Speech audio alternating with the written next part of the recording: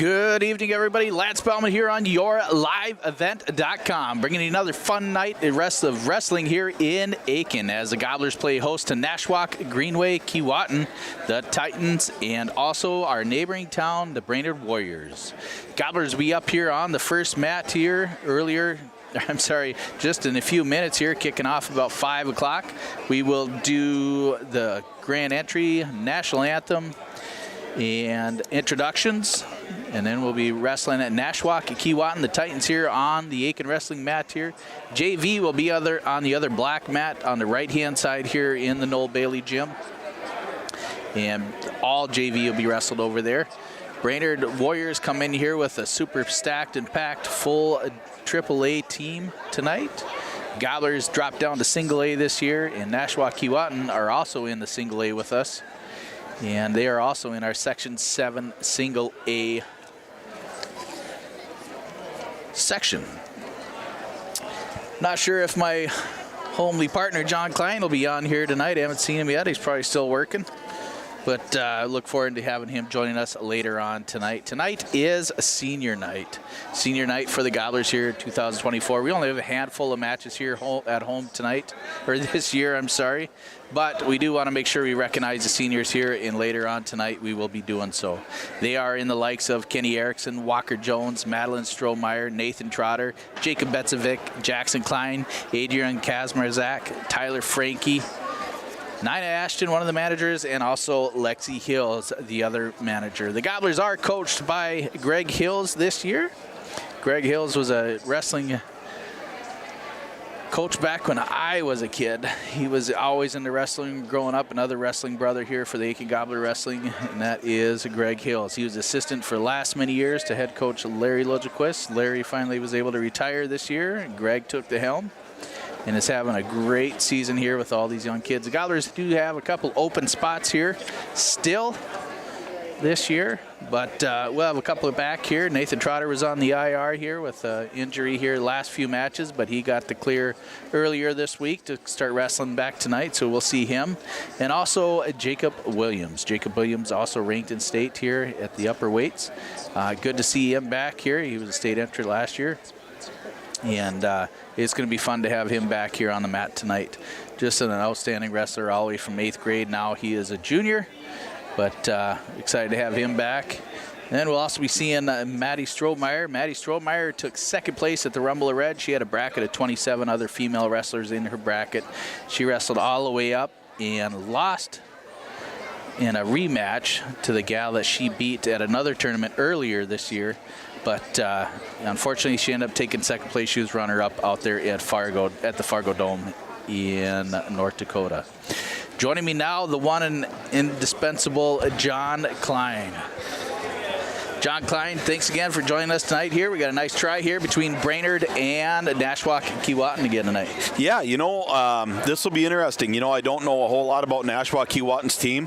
I do know that Brainerd has some absolute stud wrestlers wrestling for those guys. Yeah, for sure. It's parents' night tonight too, so it's a big night for Aken wrestling. Yeah, it's parents and senior night. So all the parents, and we'll kind of combine it all. And we'd only have a couple matches here in Aken here this year, but I did get to see Nashwauk-Keewatin wrestle up against our neighbors Crosby Arrington Rangers here not too long ago. And they do have a tough female wrestler on that team.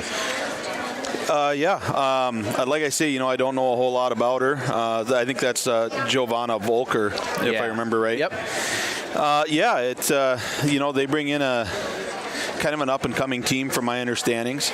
Looking at Brainerd, you've got some real standout names, Kate Ostrowski and Easton Dirks, two absolute standout names. It should be a good night. Yep, for sure. Kate Ostrowski is actually a son of one of my classmates that graduated with me, Talia Ostrowski. So it's always great to see a bunch of those people come back here. Also, Nolan Jukic, his dad is another good friend of mine. Nolan's an awesome young wrestler coming up. And then Jackson Burho at 121 too, another good friend of mine's son. A lot of good kids. Also, Gabe Jukic up there, a senior at 160.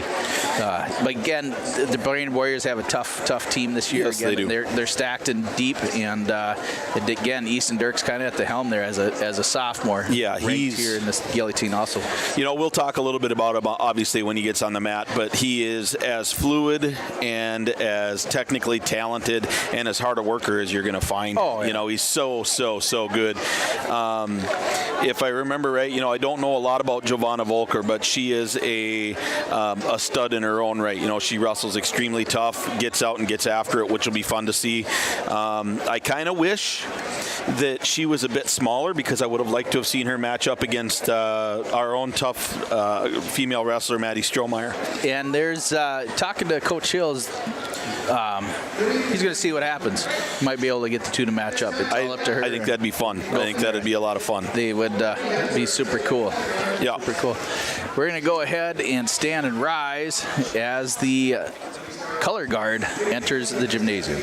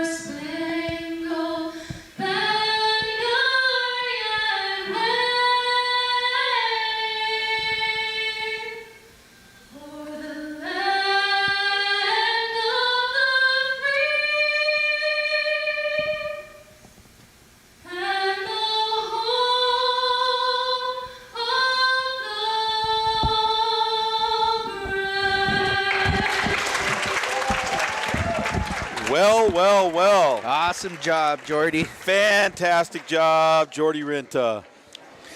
Yeah. Again, the Gobblers, this should be a pretty quick, it'll be a fun duel. There's a little bit of open weights on both Nashwauk and the Gobblers. Again, this year we have a couple more injuries. Yep. We got a busted up knee, a broken hand. Yep. We lost Benson Vick. We lost Kenny Erickson, I think. I'm not sure. But it doesn't look like he's on the roster, so I don't think that Walker got cleared to come back yet. So we've got three big names out.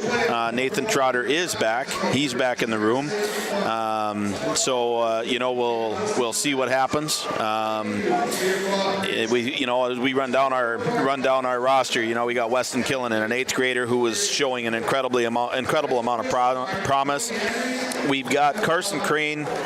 He's listed at 114. We've not seen him on the varsity mat yet this year. Correct. But that would be an interesting thing to see today. I've seen the kid in the room. I've seen him wrestle some JV stuff, and he's a solid young wrestler. Andrew Hutterlich. We've talked about Hutterlich quite a bit. He's an up and comer. He's one of those guys that's learning and he's hungry at 121 pounds.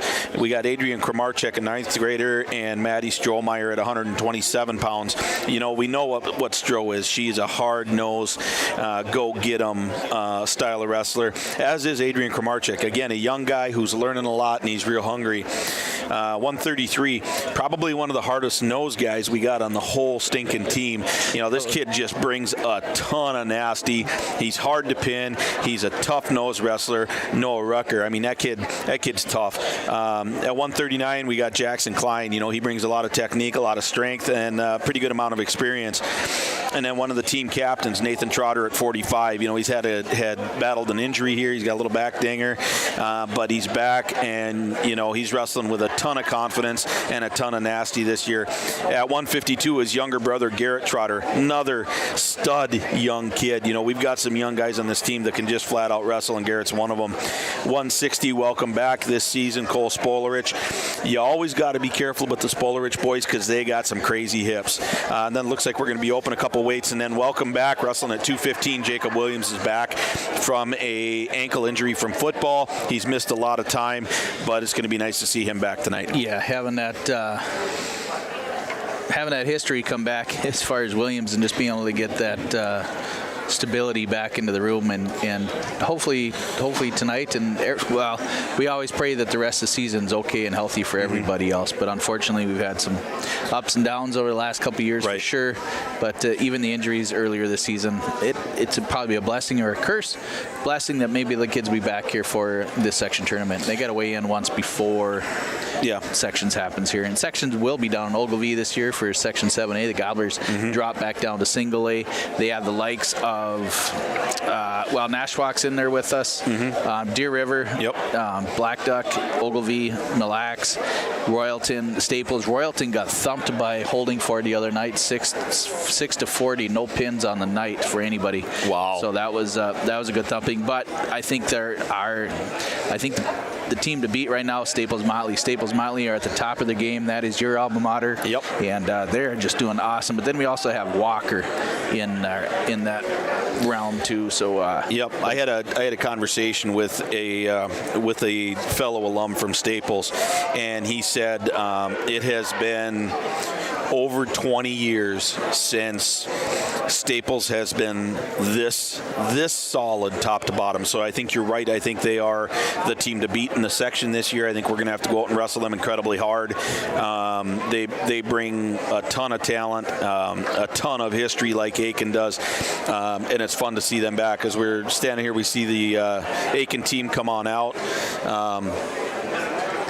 Kind of getting ready to go. They got the JV and varsity's coming in here to follow. I think they're going to do another coming in at the last match when we do I think we're going to against Brainerd. We'll do all the announcements and all that stuff for. They'll do they'll do the actual run out with the parents tunnel and recognize the seniors and stuff like that for the third match against Brainerd. So let NKG get on the road and let them take their 2 hour some odd trip back up north. And those roads are not fun right now. So hopefully they get a lot of time and can take it easy and make everything safe. So for sure. Well, what do you think, Lance? You know, we're kind of at that mid mark for the season. Like you said, we've had some injuries. What's your prediction for the second half of the season here? Well, coming in tonight, the Gobblers are 1-5. They lost to Grand Rapids, Ogilvie, Rockridge, Piers, and Pine City in duels. They've done okay in some of the tournaments. But again, those open weights really are a killer for the team.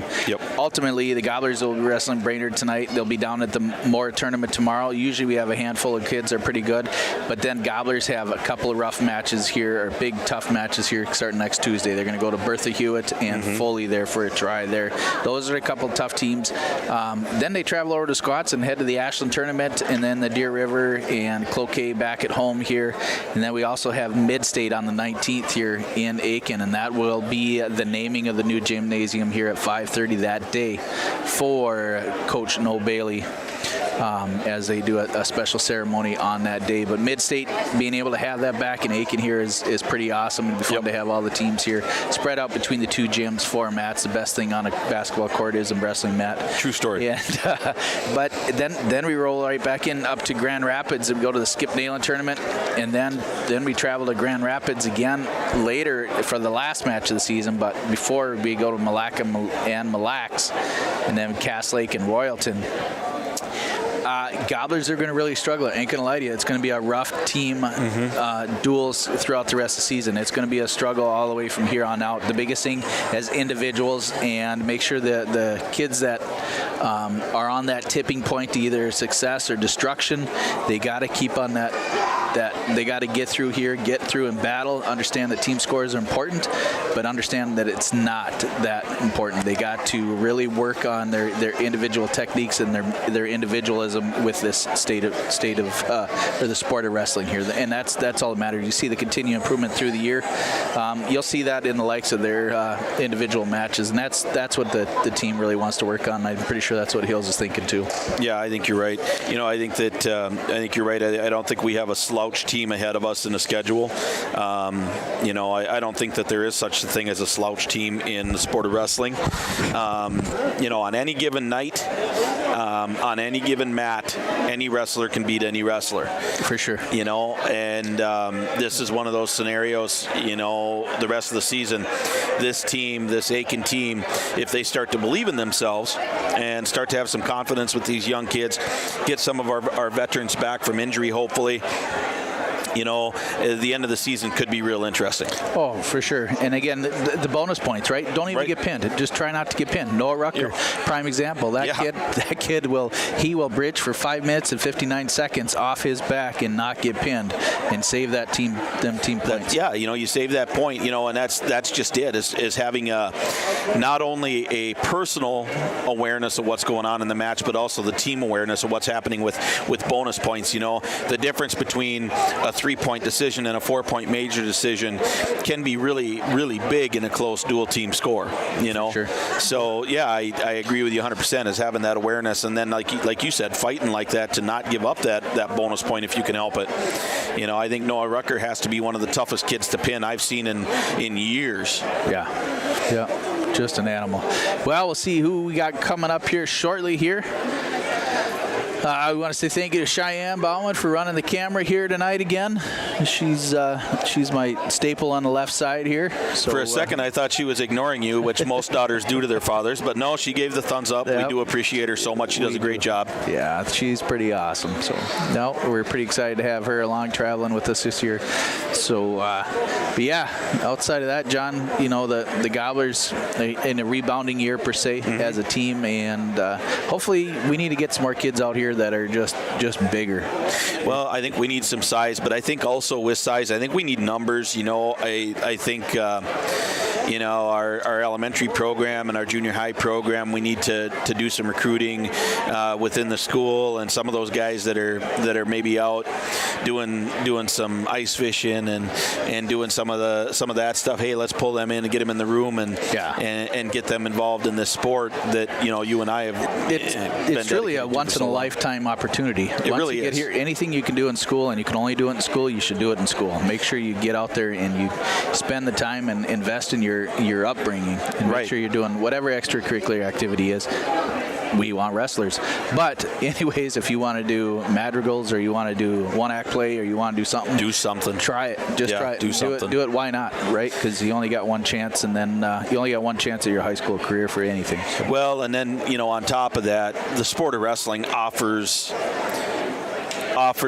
things that you just don't get from any other sport, right. And I think that also is something that when you're in high school you just don't realize. When you learn about responsibility and dedication and hard work, and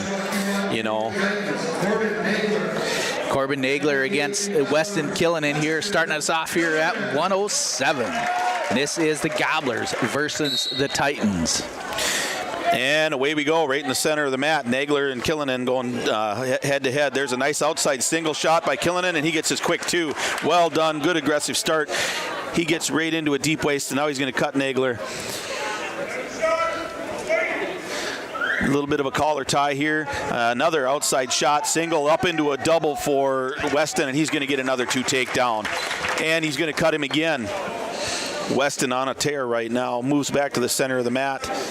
Snap down, heel pick for Weston for 2 more. Good 2-on-1 breakdown. Score 6-2 in favor of Weston Killinan. Now he's got him broken down on the edge of the mat here. Good hand control. Weston looking for something. Nagler trying to clear hands. Killinan was looking at a roll through T-bar tilt, and he's going to get it the second time, but no points as Nagler's able to roll through all the way. Nagler looking to come into his feet. Mat return attempt by Killinan. Now he's going to let him go and look for a 4th takedown into an arm drag with a double takedown. Well done. 4-3. It should be 8-3. Now a wrist arm bar for Killinan, and he's going to be should have been gathering, and the chicken wing will be a potentially dangerous. No back points. 38 seconds to go here in the first period. 8-3 Killinan. And we're going to have just a little bit of blood time. Again, check out these new singlets for the Gobblers, man. I think they're pretty impressive. Yep, they are really, really sharp, kind of a throwback on old school with the off-color band across the midsection. Definitely has an old school 50s, 60s feel.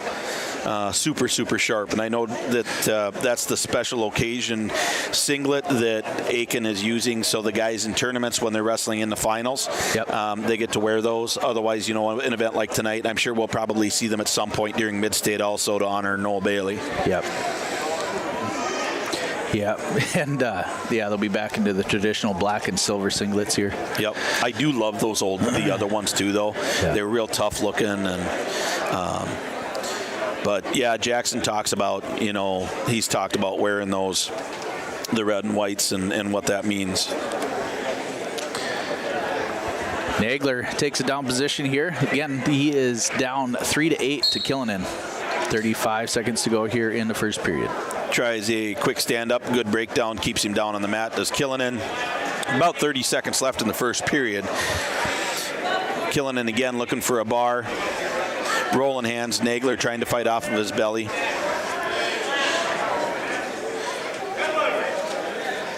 Good rotation coming around. Killinan's able to bring that arm across the back. Got to be careful and keep it pinned. Tilt attempt for Killinan doesn't quite go. 5 seconds. And that'll be the first period. Killinan will have the choice. And he's going to take the neutral position.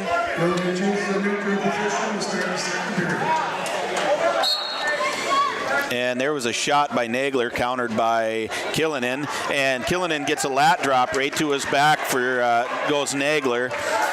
Killinan looking to try to get a quick fall here in the beginning of the second period. Nagler fighting off of his back the best that he can.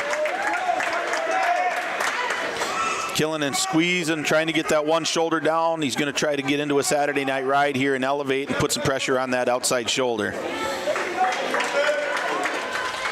Score is 10-3. About a minute and a half left in the period. Killinan repositioning to try to keep that shoulder, get that shoulder to go down. And there's a fall. 2 minutes and 37 seconds. Puts the Gobblers up 6-0 here, moving into the 114-pound match. Yeah, good job, Weston Killinan. Again, he is, between last year and this year, he was always improving, but he got frustrated a little bit last year. He did. This year he come in, and now he's weighing in. He's dedicating and dictating there at 107. So this will be Crane and Cullen. Cullen, an 8th grader from Nashwauk-Keewatin. Crane in deep on a shot. Good sprawl by Cullen. Cullen looking to try to go behind to get his 2, and he will. Crane, quick stand-up, trying to come up and out, but Cullen does a good job of keeping him down. That's a deep half for Cullen. He's going to get out to the side and drive. Crane doing his best to stay off his back, but goes over. Crane fighting off of his back. And that's a fall, 31 seconds. Cullen wins that fall, 31 seconds. Crane, just a 7th grader again. I think that's only his 2nd varsity match here. Yep. But, he was 1-0. That's his first loss on varsity. So he's 1-1 now on the season. Right. I think he did. I think he took a forfeit earlier in the season.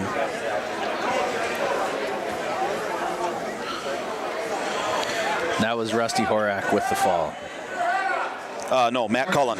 Matt Cullen. Matt Okay. Cullen, yep. Hosea White for the Aken Gobblers, Andrew Hunter. All right, we'll see Hosea Hook coming out here at 121 against Andrew Hutterlake. Hutterlake starting with some hand control, and then he gets into a shot, but Hook is able to get a sprawl. Reshot by Hutterlake, really well done, gets a little bit of a lift, and he brings him down for his 2 takedown. Excellent, excellent job for Andrew Hutterlake. Hutterlake hasn't been out for wrestling here for a few years, but he is really definitely coming back on strong here as a young kid. Comes in, he's 4-8 on the season so far. Trying to pull in that half right now and try to pick up another fall. And he's got a deep half, and it's very tight. Big bridge by Hulk, but that's a tight half. Hutterlake trying to get, he's got to reseat that shoulder, but he does not. So 3 near fall. Makes it 5-0 in favor of Hutterlake. He's doing a good job. Now a deep half again. Trying to get Hulk to go. Hulk goes. Back points counting. And that is very tight. And a fall. 1 minute and 6 seconds.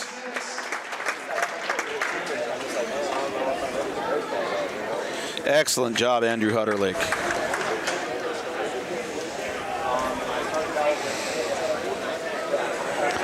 Now we move up to 127 for the Gobblers. It should be either Strohmeyer or Adrian Kramarchek. Looks like it's going to be Strohmeyer. And we are going to be open at 27. Now she's gonna probably bump her up. Yeah, so it will be a girl on a girl here. So we got Milstead. He'll get the 6 for the forfeit. And we're going to see. Okay, so this will be an exhibition.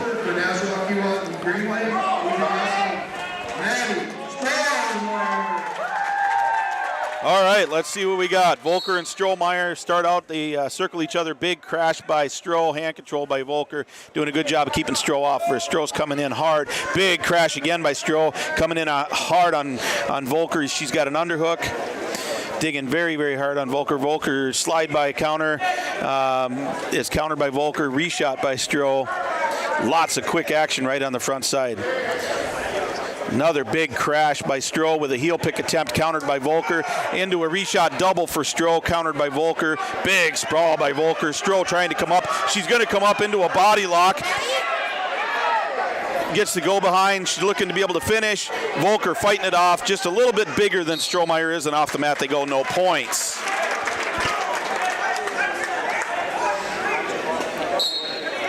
Nice quick heel single by Stroh. See if she can finish. And another big sprawl by Volker. Volker throws in that whizzer. Oh, man, tight. You can tell Stroh's giving up just a little bit of weight here. Volker with a deep underhook countered by Strohmeyer. Russian tie, and then they separate. 55 seconds left in the first period. Score is 0-0. Russian arm drag by Volker, countered by Strohmeyer. Head position for Stroh now. Overhook for Stroh, and they separate once more. Stroh is 9-2 on the season here on the girls team. She was runner-up at the Rumble on the Red here earlier last week. 27 in her bracket. Strohmeyer in deep on a double, now transitions to a single. A big sprawl by Volker. Strohmeyer trying to come up, about 20 seconds left in the first period. And that'll be a stalemate. We'll come back up to our feet.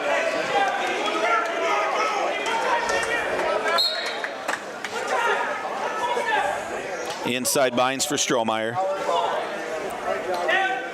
Another outside shot, hand control, counter by Volker. Stroh now with some hand control. Now Volker as they fight that back and forth.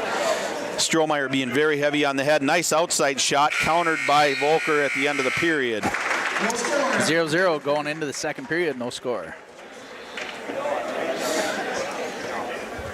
Strohmeyer's choice. And she's going to take the down position.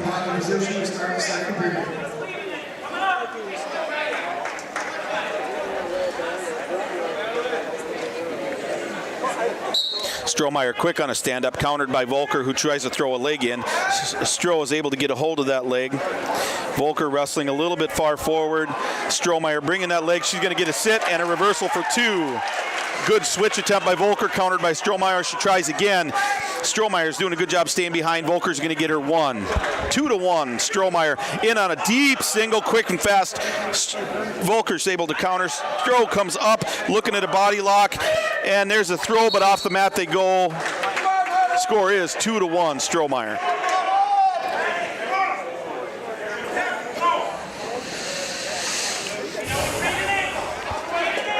About a minute and a half left in the second period, and we have had no end of action here. Collar tie for Stroh as she circles. Hand control for Volker. Arm drag for Volker. Almost finishes the takedown. Stroh is countering the best she can. Volker in deep on the takedown on a single. Stroh in a goalie split. Trying to fight for that. Whizzer. Trying to stay in control here. Volker working towards getting the finish. Stroh tries a suicide cradle but does not get it. Takedown, and she ends up on her back. Volker scoring back points with 50 seconds left. Score is 3-2 Volker, pending back points. Stroh fighting off her back the best she can.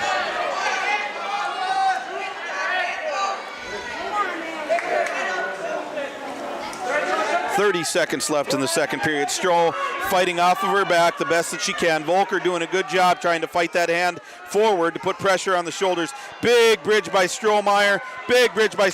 But Volker fights her back to her back. Strohmeyer trying to come out the back door with it the best she can. And that was a quick fall, but that'll end in a pin for Volker. Falling 3:44 fall for Volker. Yeah, she had about 15 pounds on Maddie there. Yep. Maddie got caught. It happens, but it does happen. You go for something unorthodox and you slip a little bit or whatever might happen, and and then you're a little bit out of position. It was a good attempt. She was in an adverse situation there, and she was able to kind of work her way out of it. And so hats off to Volker from the Titans. Very nice job. It's always fun to watch those two kind of go at it. So it's pretty cool. Rutgers going to pick up a forfeit here at 139.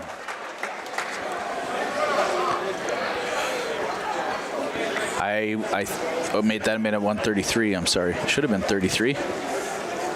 They did do a dual forfeit at 33 for the exhibition, maybe. What do you know? Well, I don't know a whole lot. I think Rucker was at 33 there. Forfeit for the Aitkin Gobblers at 139. Okay. Jackson, line. Okay, so we're going to see it'll look like Trotter and Wellings. Now we're moving up to 140. Right now the Gobblers lead 24-12. This is Garrett Trotter at 145. Nashwauk-Keewatin, Ethan Wellings, and for the Aitkin Gobblers, This is Ethan Wellings, a junior that took down Garrett here. Yeah, took him down quick with a real aggressive single into a double. Garrett trying to fight off of his feet, looking at a switch, trying to come around. And he's working on it hard, but there's just a lot of power with Wellings right now. Garrett's fighting that power the best he can, but Welling is just overpowering with some strength there for the second.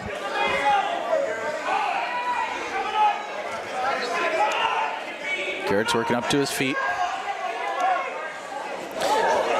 And he almost gets that sit down through the bottom. Now they're in a bit of a scramble here as they're trying to hold position. Normally in a scramble, whoever gets their head the highest wins.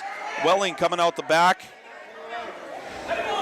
And he will maintain position. Score 2-0 in favor of Wellings over Garrett Trotter. Garrett back on his feet. And that would have been, that was awful close to a, if he'd have gotten more elevation, that would have been a belly-to-back suplex, which is illegal. He just couldn't quite get the lift there, so it's probably fortunate for Wellings. Stand up, that should be, or should have been a clasping, but missed. Garrett working his way to his feet.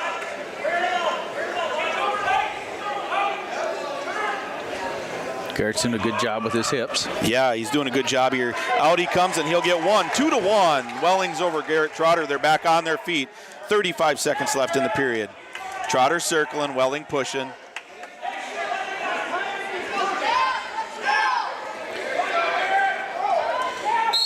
And off the mat they'll go. 22 seconds here to go in the first period. 2-1 Wellings. Garrett looking fresh. And there's a nice double shot sprawl for Wellings. Beautiful shot by Garrett. Let's see if he can turn it into a single and come around the backside. He's trying. He's got to put that elbow flat on the mat. He's got a leg hook, almost has a leg hook. Big power half by Wellings. Garrett gets back on his knees, and that'll be the end of the period. 2-1 Wellings here at 1:45. Garrett's choice. Garrett will defer. Wellings chooses it down.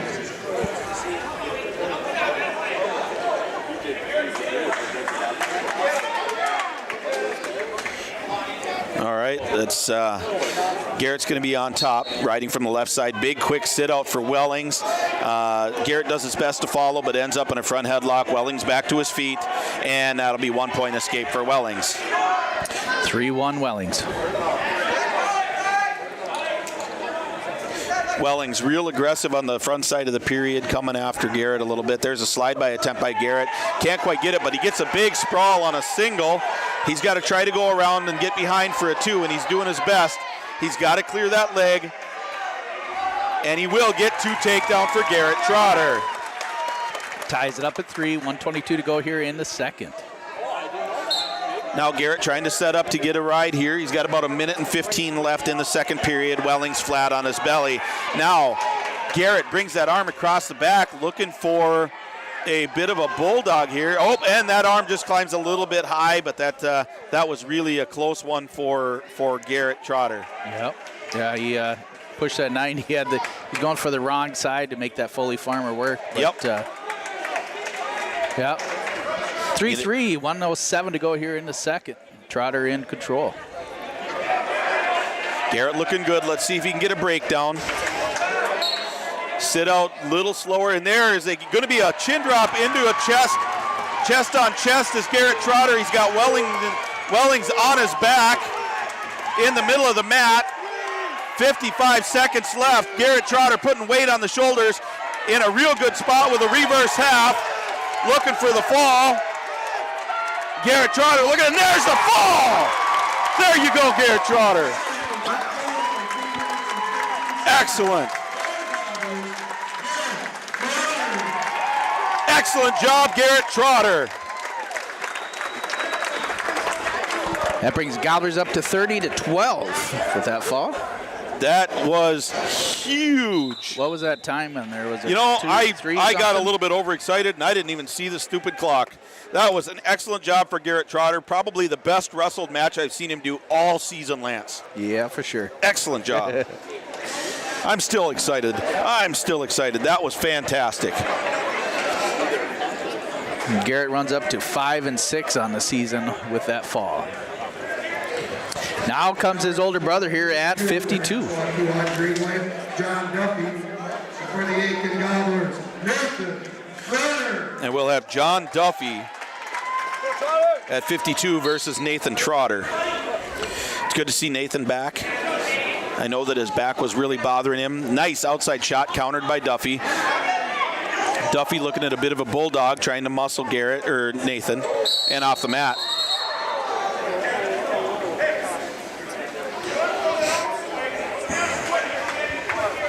Duffy's a bit of a stud too for NKG there also. Nathan dropped to his knee. An immediate shot by Duffy didn't work. Now their collar and elbow ties equal. Russian tie for Trotter, countered by Duffy, who goes for a backside sweep but does not get it. And they're right near the edge of the mat. And off the mat they'll go. Minute and 23 seconds in the first period.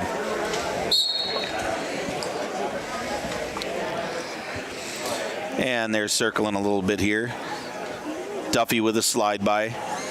Trotter staying close, got his hands real tight in front to protect against shots. Fake shots and jabs by Duffy. There's a Olympic-style headlock thrown by Duffy, being countered by Trotter, but can't quite get it, and Duffy will have that Olympic headlock.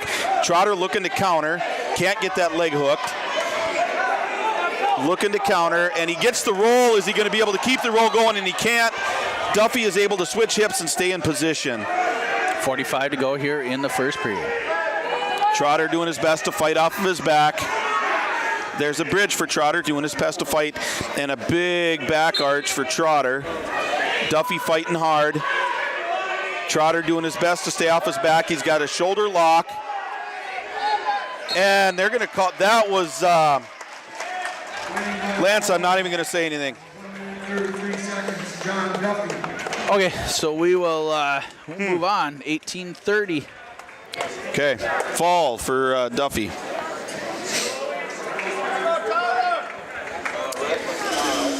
Yeah, that blade was still up on the. Yeah. There was about an inch and a half there. I could see. We could see it from up here. Okay. Now we're moving on. I believe this is Frankie. It is Tyler Frankie at 160. Tyler Frankie, and I'm not sure who he's wrestling. I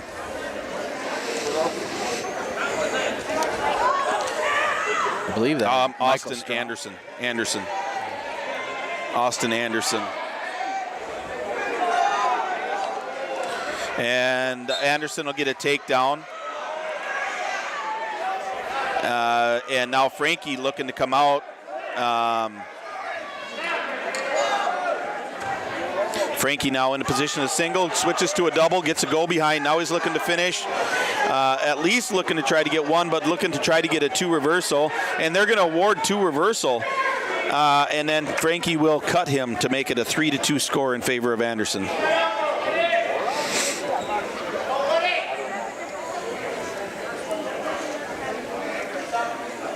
Frankie a little bit out of position, balance going back. Bulldog for Anderson, and he lets that go. Frankie in deep on a single, but a big sprawl by Anderson.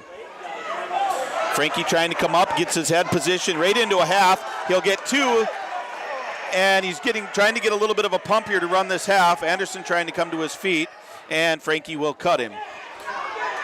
Ties up at 4, 33 to go here in 1. And there was a heel pick attempt by Anderson. Frankie able to avoid that, and they separate. There's a double shot by Anderson. Big sprawl by Frankie, trying to stay in line. He's got to let those legs slide. And he's able to get back to his feet, but then Anderson's able to get into a single and now looking at a double, and he'll get a 2 takedown on Frankie. Score is 6-4 at the end of the first period.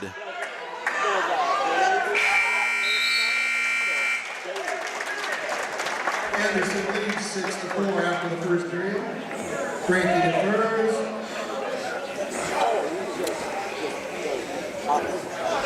Anderson chooses the bottom position. Boston's going to take the down position going into the second period here. Gobblers lead right now 30-18 team score. Anderson up 6-4.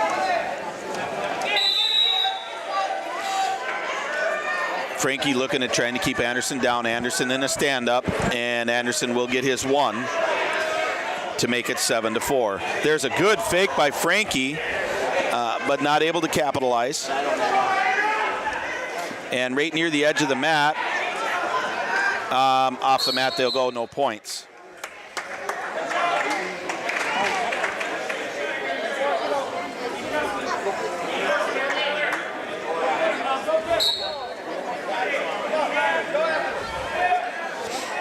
And collar elbow tie for both guys head to head. There was a diving single by Frankie. Got a bit out of position, but he's looking to come around. Anderson looking to keep Frankie on his back. Kind of a who's move here. Nobody has real control. Now the official awards 2 takedown for Anderson and counting back points. And that'll be 2 near fall, making the score 11-4 in favor of Anderson. And a full Nelson should be 1 point for Frankie. 5-11. Minute 5 to go here in the second period. Anderson leads. Frankie down by 6. Good stand up. Comes up, working on clearing hands. Not able to. Mat returned by Anderson.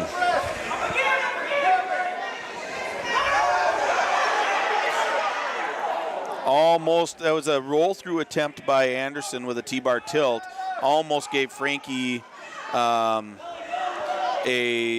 reversal. Now Frankie coming loose and he'll get his 1. 11-6. Collar ties. 30 seconds left in the second period. Frankie needs to score here to be able to stay close. Anderson looks tired. A football tackle style double. Frankie is on his hips. Frankie's trying to fight it off. No points awarded yet. 10 seconds in the period. If Frankie can try to roll through here, get his hips up. They're in a bit of a scramble. 4 seconds. And that'll be the end of the period. Score stays 11-6. Anderson over Frankie. Frankie chooses the bottom position to start the third. Anderson leads 11-6 going into the third here, John. Yeah, this is one of those swing matches here. With our open weights at the top end of the roster here, we really could use one more win here from Tyler Frankie. Frankie wrestling off the bottom. He's got hand control, trying to come up. Anderson being very, very heavy, very heavy on top, keeping pressure. Frankie kind of working hands, trying to come up, looking to come outside. Now he's back up to his feet. He is loose. That'll be 1 point for Tyler Frankie. An immediate shot in deep on a single on Anderson. He's looking at trying to come up. With a single, he switches to a double, but his head's in the wrong spot. He's going to have to come out of the back door. Looking to get Anderson on his hip. He's got it going. He's got it going. Frankie's really fighting to try to get this 2, and he will get 2 takedown. 11-9, Frankie over Anderson.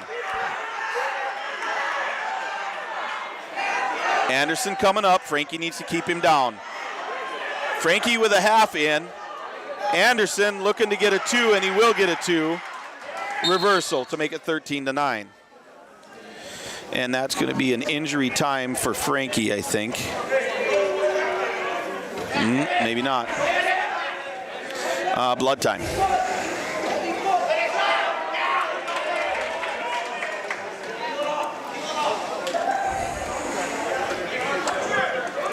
So down by 4 with short time, Lance. What's Tyler got to do? He's just going to have to get out. That's all there is to it. He's just going to have to get out.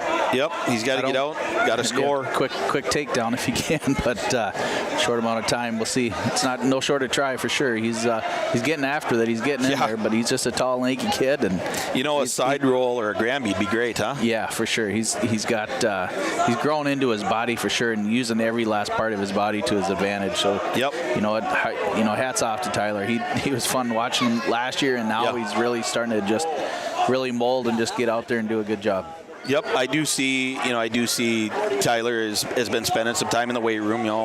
Jack's talked about seeing him in there. He's also been spending some time. He's that tall, lanky style wrestler, which is kind of, sometimes they look a little bit flippy-floppy, but it's in control and they're doing what they need to. So real quick, with 50 seconds left, Frankie up on his feet. Anderson, you got to be careful. That's getting awful close. There's going to be a clasping call. And Frankie looking to try to come out and around. Body lock for Frankie. Headlock attempt for Anderson. It's going to be who's stronger here. But Anderson gets the headlock. and they'll make the stop. It's going to be a technical violation for clasping. 1 point awarded to Frankie. 13-10. Frankie's going to be down. Frankie needs to go. 28 seconds left. He's looking for that roll. Yep. Stand up. And we should have had another clasping there. 18 seconds left. Good pressure by Anderson. Lots of heaviness with 10 seconds, so we're going to have a stoppage here. And it'll be more blood time with about 8 seconds left.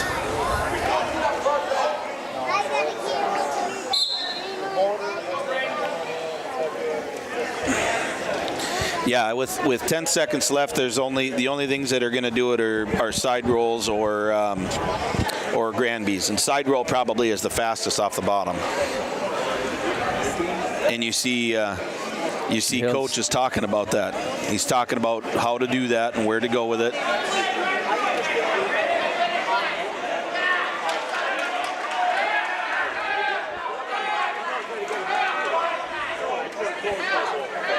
Frankie's going to be down just about 10 seconds, about 8 seconds, I think is what it is. Scores 13-10.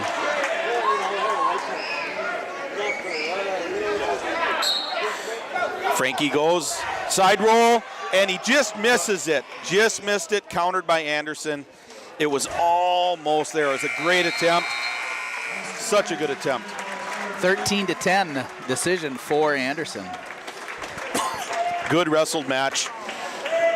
Brings the team score up to 21 for the Titans, 30 for your Gobblers. Now we're moving up. We got the old Mr. Spolarich here at 172. Now wrestling at 172 for the Nashwauk-Keewatin, 3 Aitkin Duffy. Oh, this will be Aiden Duffy. Aitkin Gobblers, Spolarich. Cole came into his own at the Jackhammer tournament in Pequot, wrestled well. Kind of looked a little bit like his old self a little bit. Duffy comes in real aggressive with a crashing and an underhook. Spolarich doing a good job bracing that hip away. Big fireman's high crotch for Duffy. And again, Spolarich doing his best to counter, and that'll be a 2 takedown for Duffy, and off the mat they'll go.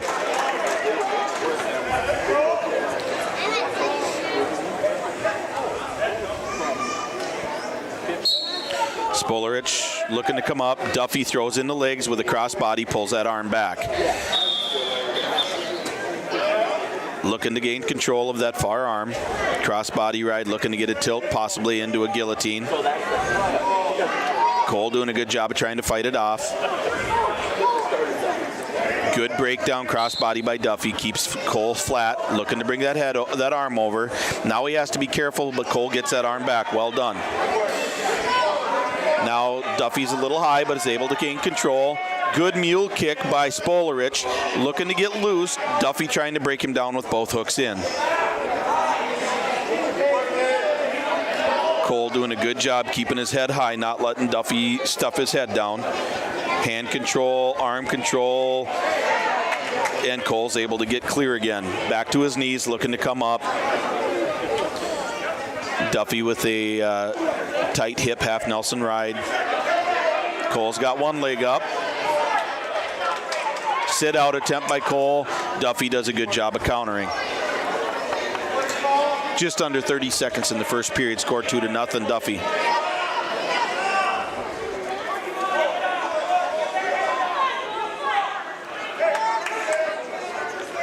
Cole doing a good job here fighting those hands.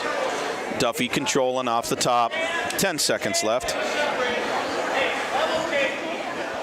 Deep half for Duffy, looking to get the turn. And he will get the turn, but Cole's able to fight out of it. Well done, Cole. Well done. A little bit of fight for Cole Spolarich there. Duffy leads by score 2-0 after the first period. Cole's going to take down. Spolarich chooses the bottom position to start the second period.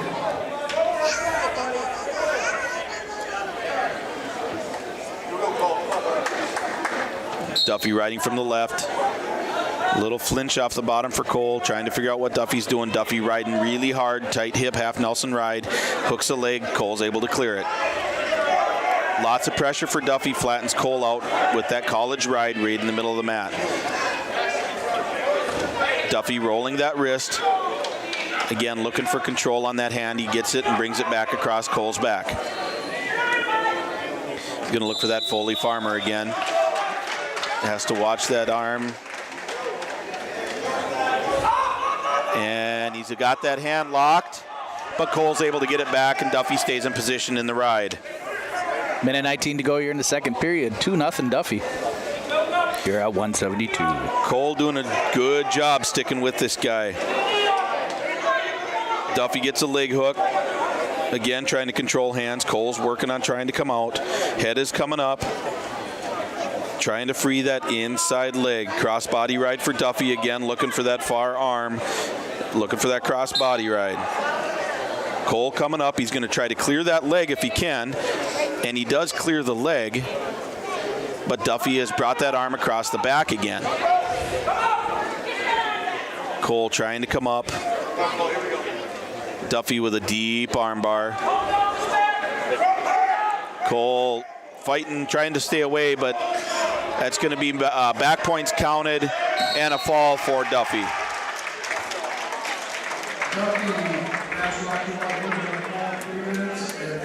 3:32 for Duffy. Yep. Brings it up 27 for the Titans, 30 for the Gobblers. Gobblers going to give up a couple forfeits here. Yep.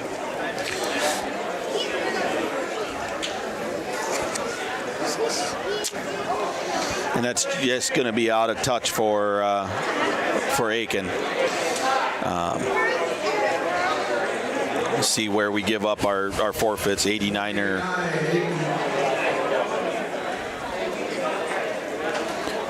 198. Yep, 189. That'll be a forfeit for Aken. Okay. And I'm not sure who took that forfeit for Nashwauk.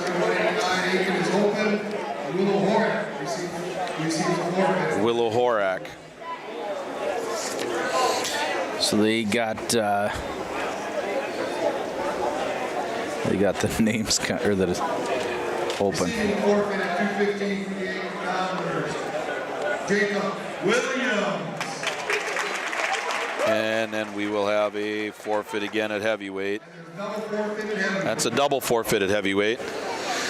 So that actually, I think... Gobblers might win at 36-33. And we will, 36-33.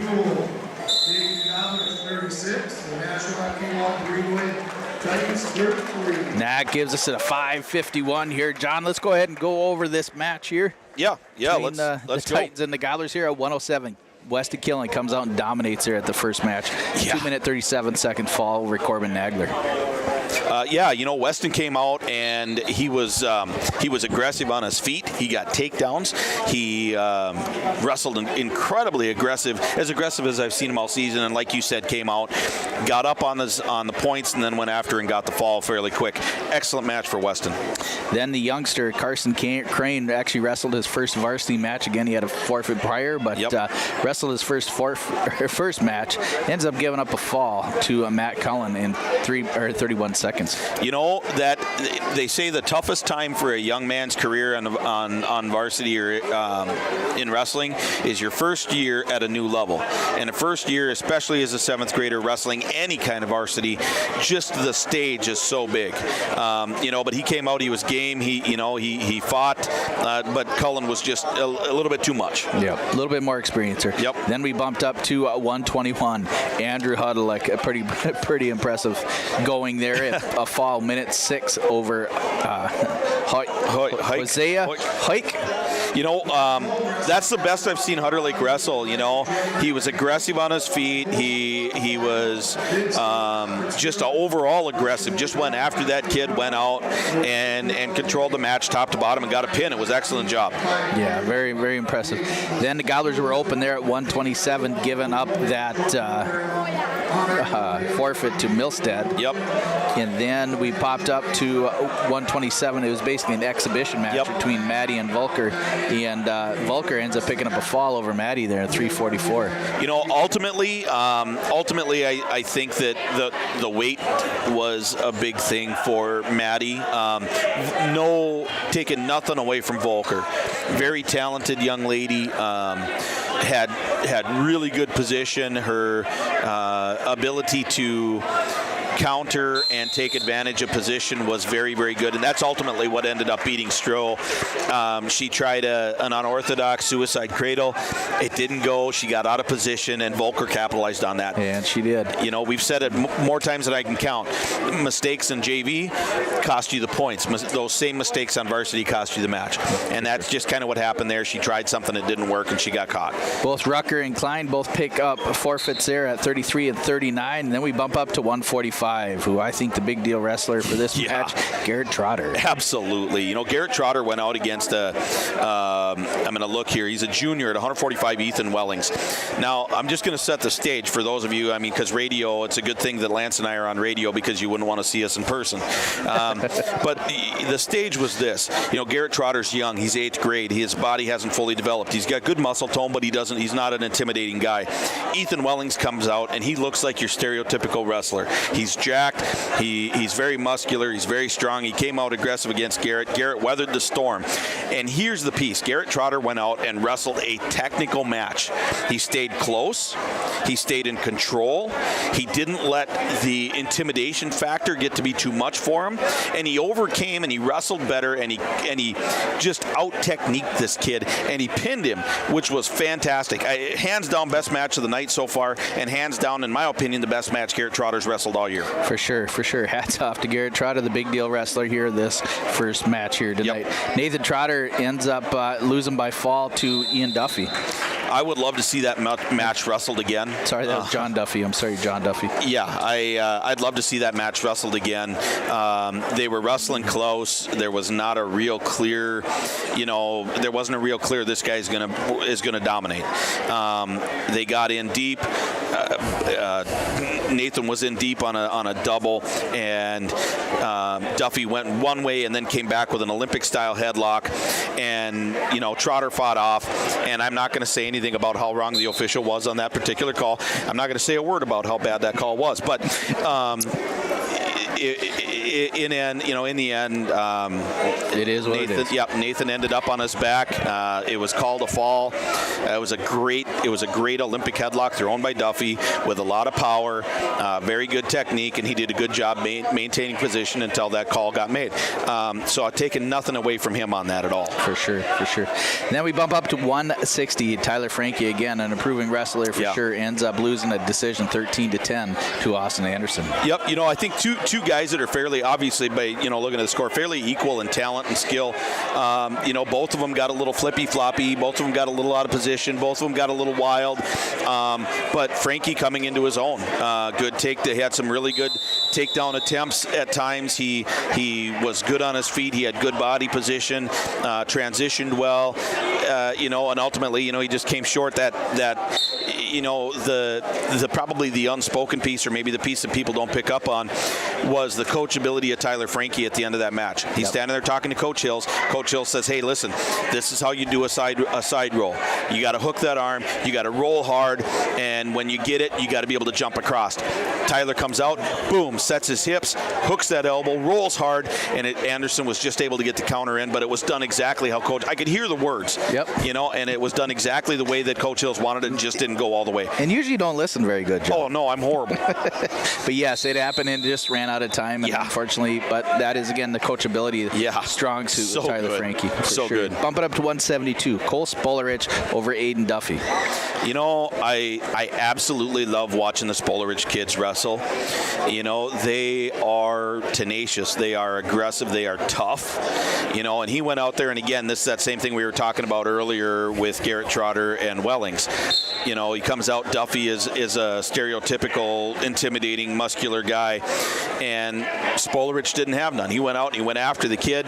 The kid went after Cole. He wrestled a period and a half of great wrestling, and ultimately that armbar from Duffy was just too much. Yep. And it caught him, and it was only like a 3-1 or 3-2 score at that time at the fall. So again, hats off to Aiden Duffy. Good job. We had a double forfeit there at 189. Then Jacob Williams picks up a forfeit there at 215, which is the first match for the season for Williams. He ends up picking up a forfeit. Then we had a double forfeit at heavyweight, which puts a final score at 33-36 in favor of the Aitkin Gobblers, picking up their second dual win of the season. Yeah, great. Hats off to this Aitkin Gobblers team. You see, when you have injuries, it's about the next man up. It's about a young guy stepping up and taking the reins and saying, not tonight. And we had a couple of guys do that. We had Garrett Trotter do that. We had Andrew Hutterlich do that. We had Weston Killinen do that. Young guys who are not necessarily the leaders on the team becoming leaders on the mat tonight for this team and putting up points in big ways. Yep, for sure. This next match here on the big screen of yourliveevent.com is going to be between the Nashwauk-Keewatin Titans and the neighboring 3A school Brainerd Warriors. Brainerd Warriors will be coming in here tonight with a handful of ranked kids in the guillotine. They are a solid team this year. Again, the Nashwauk's going to take them on here next. We probably won't do any commentating. The scoreboard there is at the bottom right corner. I am not sure who the home team is and who the guest team will be. I will try to give you that. But outside of that, John and I are going to kind of take a break here this match. And we'll be back for some more Gobbler wrestling here as the Gobblers will take on this Brainerd team here later on tonight. But again, make sure you watch and stay tuned. We'll leave the screen on here for all the wrestling viewers to watch. The Brainerd Warriors take on the Titans here.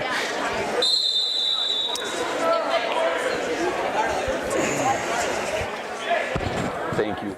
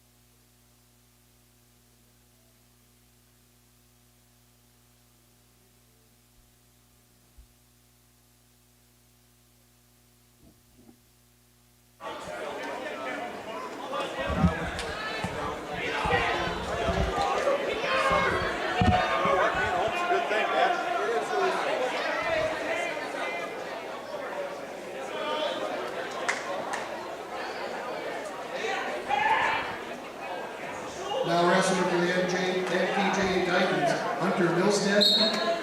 The Brainerd Warriors, Roland Jukic.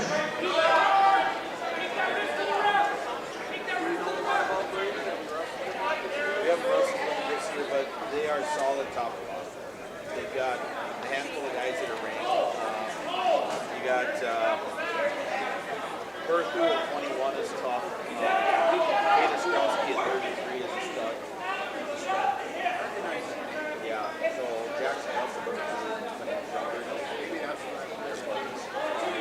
So yeah, Strauski's a stud.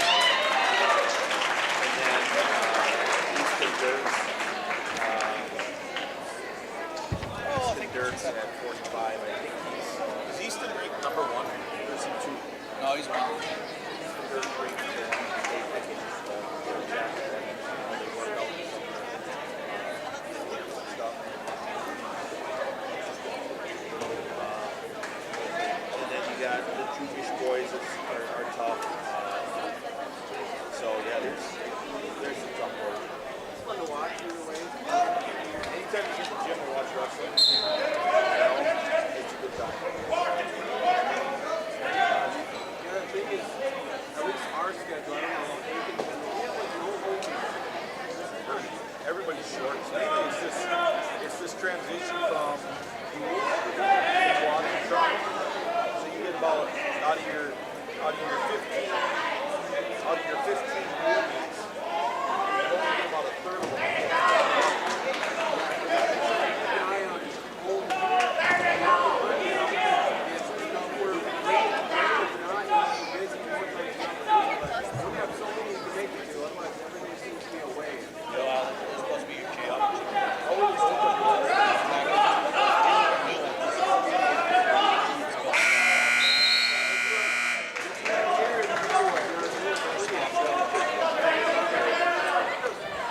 Jukic chooses the position to get a second period.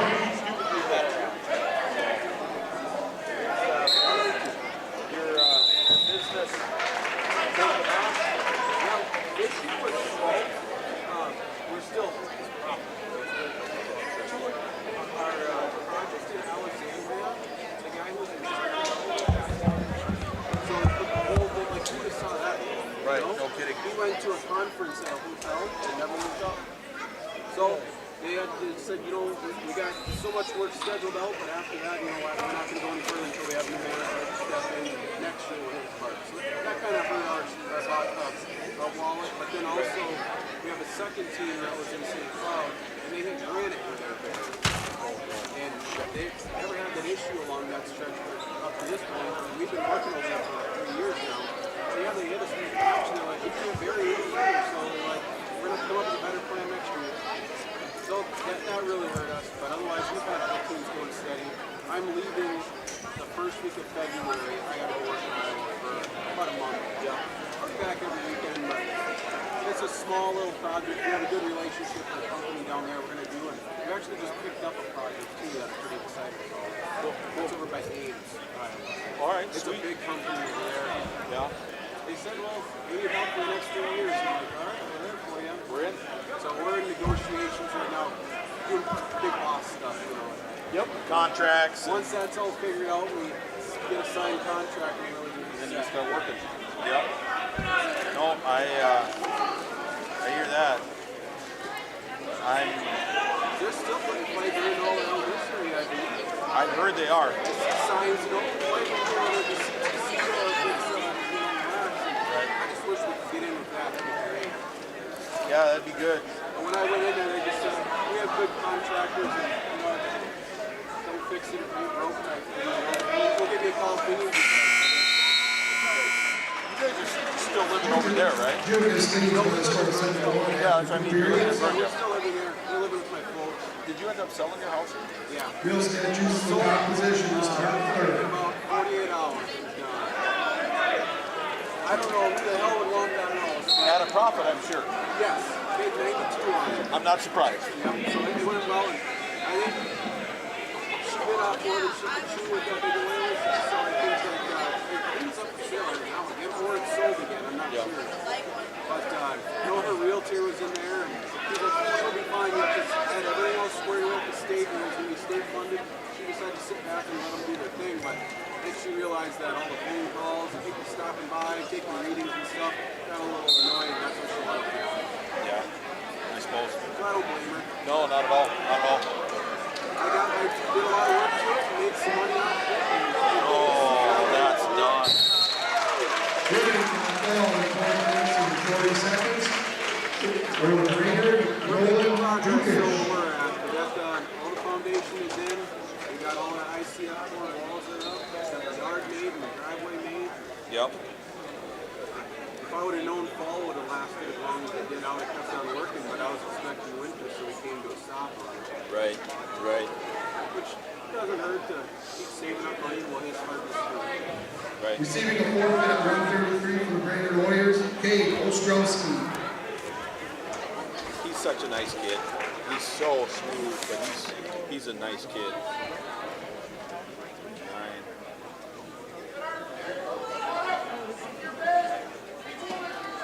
Yeah, it's been neat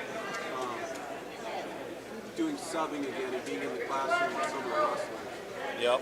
Having those side Receiving a conversations. forfeit at 139 for the Brainerd Warriors, Jackson Moreno. So this should be a match. I don't think it's gonna be a big deal. This is Easton Dirks, and he's got this Elling kid from Wellings from Nashwauk. This should go all Easton's way. Probably fairly fast, I would guess.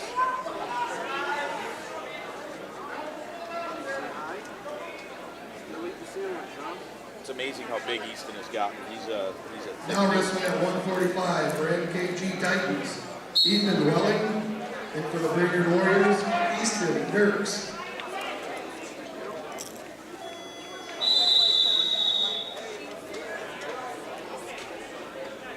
Man, he's smooth.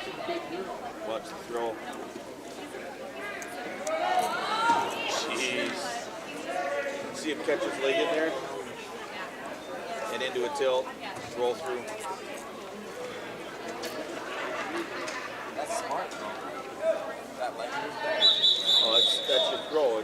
Everybody thinks it's just arms and maybe your hips, but if you get your leg to be able to knock his hip off balance, so smooth.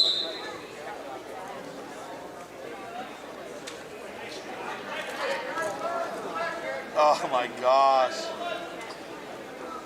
What an animal. His kinesthetic awareness and his feel is just so smooth.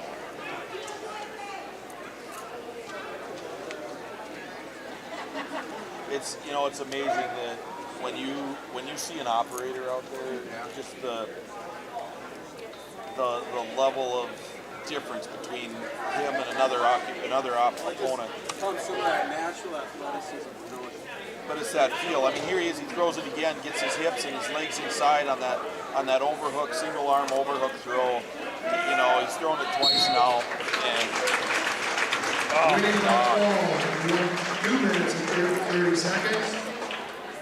Well, it was 1 For the minute. Brainerd Warriors, Easton Dirks. 1:30. dang. Oh, Sounds like our team's kind of banged up right now. Kenny tore his meniscus. Walker's got a neck injury. Nathan Trotter just came Now back from wrestling a at back injury. 152 for the Jackson Benson, NKG Jacob Titans, Benson Vick John broke his Duffy. hand. And for the Brainerd Warriors, Elijah German. Jermaine, he's been to state a couple times too. Yep. Who did they have out there from Nashwauk? Duffy. Duffy?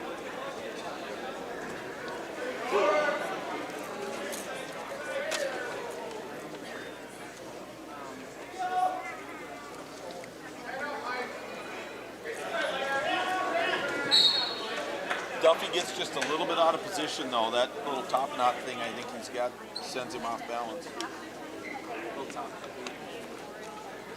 He's smooth though.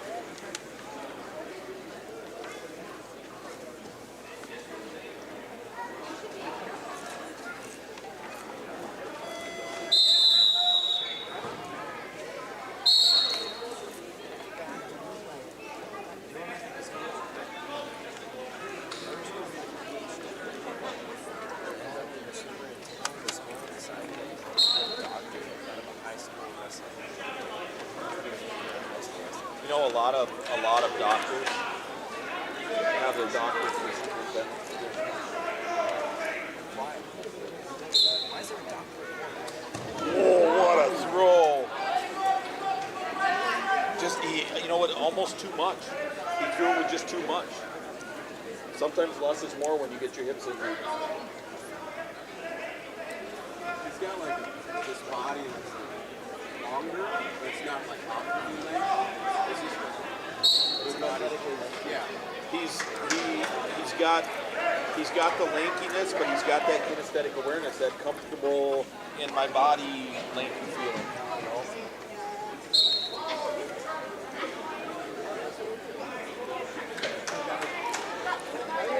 Good, how are you? You look well. Of course I'm lying to you, but... Oh yeah. That's why I said I was lying to you. I'm upright and taking nourishment. Are you doing well? Yeah? Good, good. That's all that we can ask. Yeah, you too. There's my brother. Yeah, good to see you.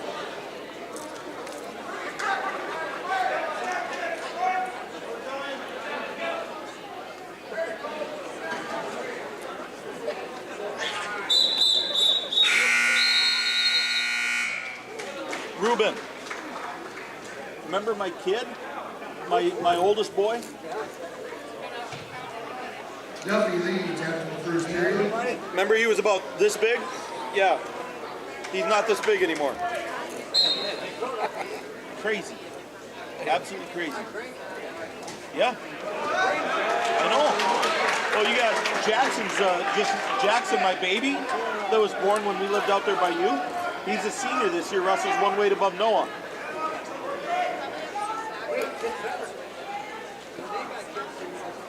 Well, and I'm going to be a lot happier going watching them than I did when I got to come watch my kids. So, yeah, they're doing good. All right, it's good to see you, my friend.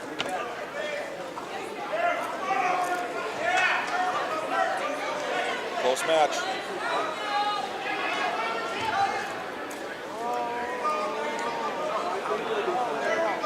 Got good hips. That guy's got good hips. Why'd he stop? Oh, no arm. No arm. No arm.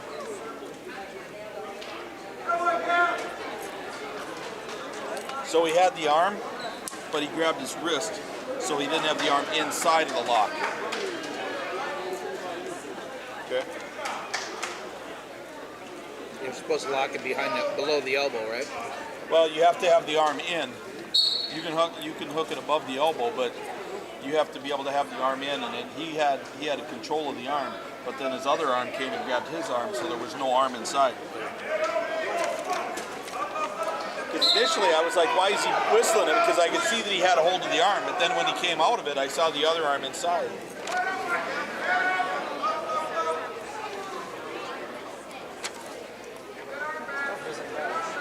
Yeah, that fall against Nathan Trotter was a bad call. But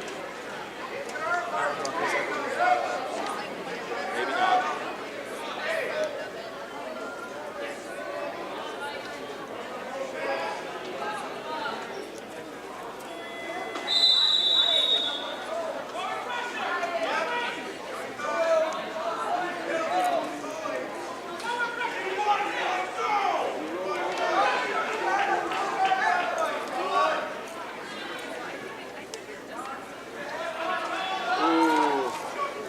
Crossface is a bit aggressive.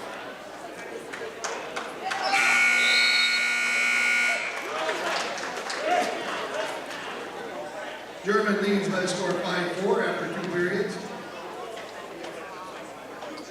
Duffy chooses a neutral position to begin the third.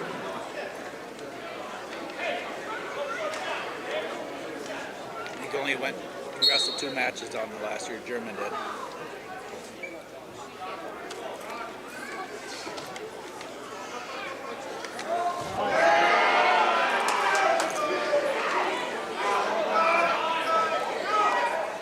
Beautiful throw. Beautiful throw.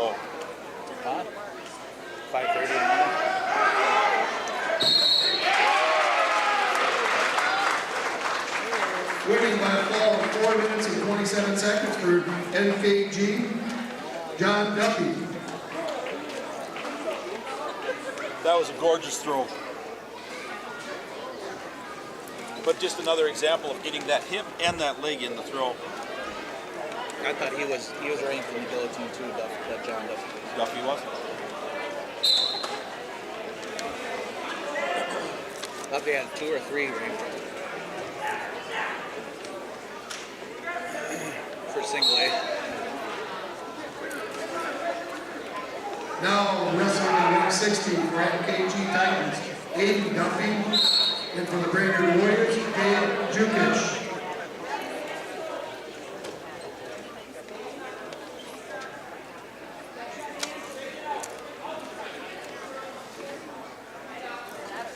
All right, I'm falling behind here. We got Jukic.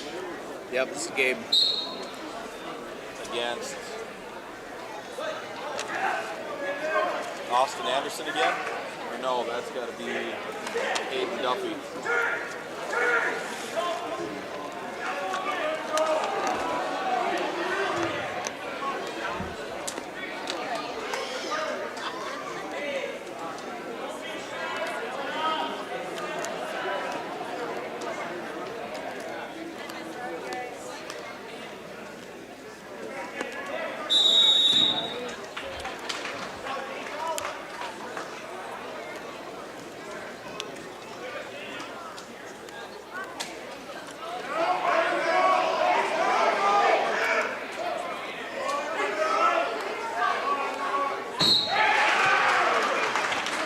Winning by a fall of 59 seconds for NKG, Hayden Duffy.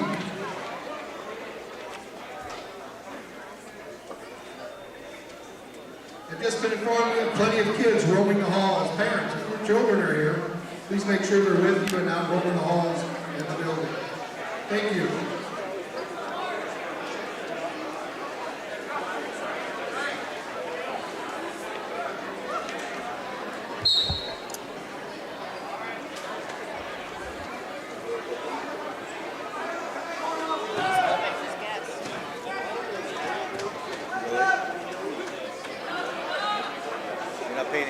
Now wrestling at 172 for Brainerd, NKG fourth Titans, grade. Brainerd Austin is gas. Anderson. And for the Brainerd Warriors, Tyson Faber.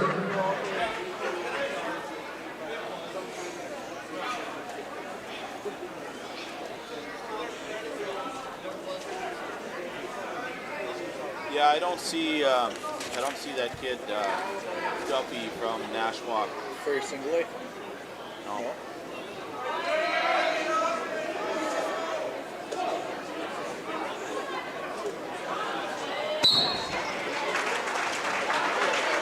Winning by a fall from the Brainerd Warriors in 50 seconds, Tyson Faber.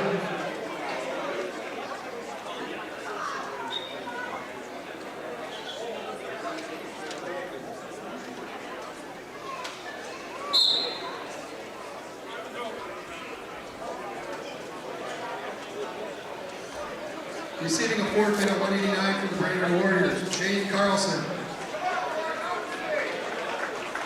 Winning a forfeit at 215 for the Brainerd Warriors, Ethan Kozlowski.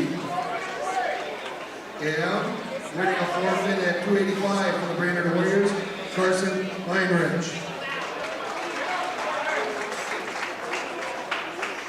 All right. I got to run down for the parents' night, so. Yep. I shall return. I guess you can go. Okay. I'll let you go. For now? Yeah. I'll just fill in for you right there.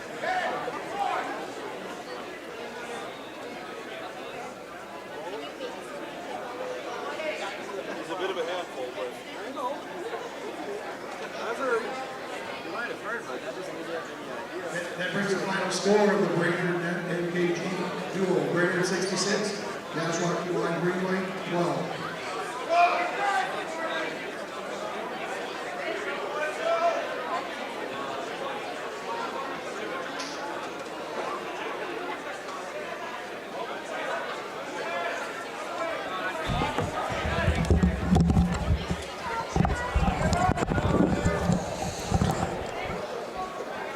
And we're back here on yourliveevent.com. That was the final, 66-12. Brainerd Warriors over the NKG Titans. Again, I'm Lance Bauman. Joining me with myself and I'm all by myself, but John Klein, who had to head down, he is one of the parents. So we're going to be doing a parents' night and senior night all here again tonight. So we'll be doing those announcements here shortly. We're going to take a quick short break here. Again, Gobblers topped the NKG 33-30. And then the Brainerd Warriors in the second duel here, 66-12 over NKG. Gobblers face the Brainerd Warriors here next here on yourliveevent.com. We'll take a quick short break here and we'll be back for more Aken Gobbler wrestling here shortly.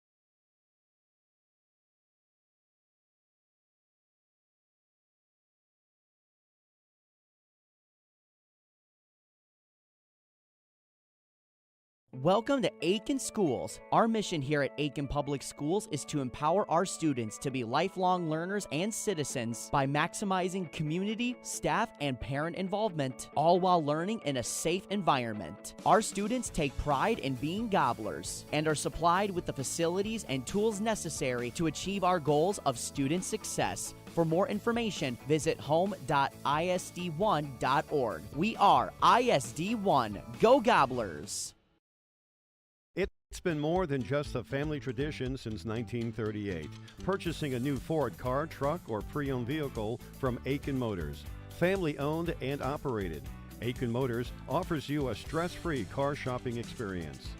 Need an oil change? New tires? Check out the low-price tire guarantee. Aken Motors has a full service department with factory-trained Ford technicians. For hours, appointments, and vehicle inventory, visit AkenMotorsCO.com. At Enbridge, we believe sustainability is the foundation of our success. How well we perform as a steward of our environment, a safe operator of essential energy infrastructure, a good neighbor, and a diverse employer defines our success. Learn more about Enbridge's environmental, social, and governance commitments and our Indigenous Reconciliation Plan at Enbridge.com. It's been more than just a family tradition since 1938. Purchasing a new Ford car, truck, or pre-owned vehicle from Aken Motors. Family owned and operated. Aken Motors offers you a stress-free car shopping experience. Need an oil change? New tires? Check out the low-price tire guarantee. Aken Motors has a full service department with factory-trained Ford technicians. For hours, appointments, and vehicle inventory, visit AkenMotorsCO.com. R&J Broadcasting Incorporated is hiring a full-time play-by-play sports announcer and broadcast sales representative. Duties include selling advertising time for radio, digital, video streaming, and regional cable TV. Play-by-play responsibilities include live play-by-play of local sporting events for radio, video streaming, and regional cable TV broadcasts. Wage plus talent and commission pay structure with full-time benefits package offered. For more information or to apply, email apply@rjbroadcasting.com. That's apply@rjbroadcasting.com.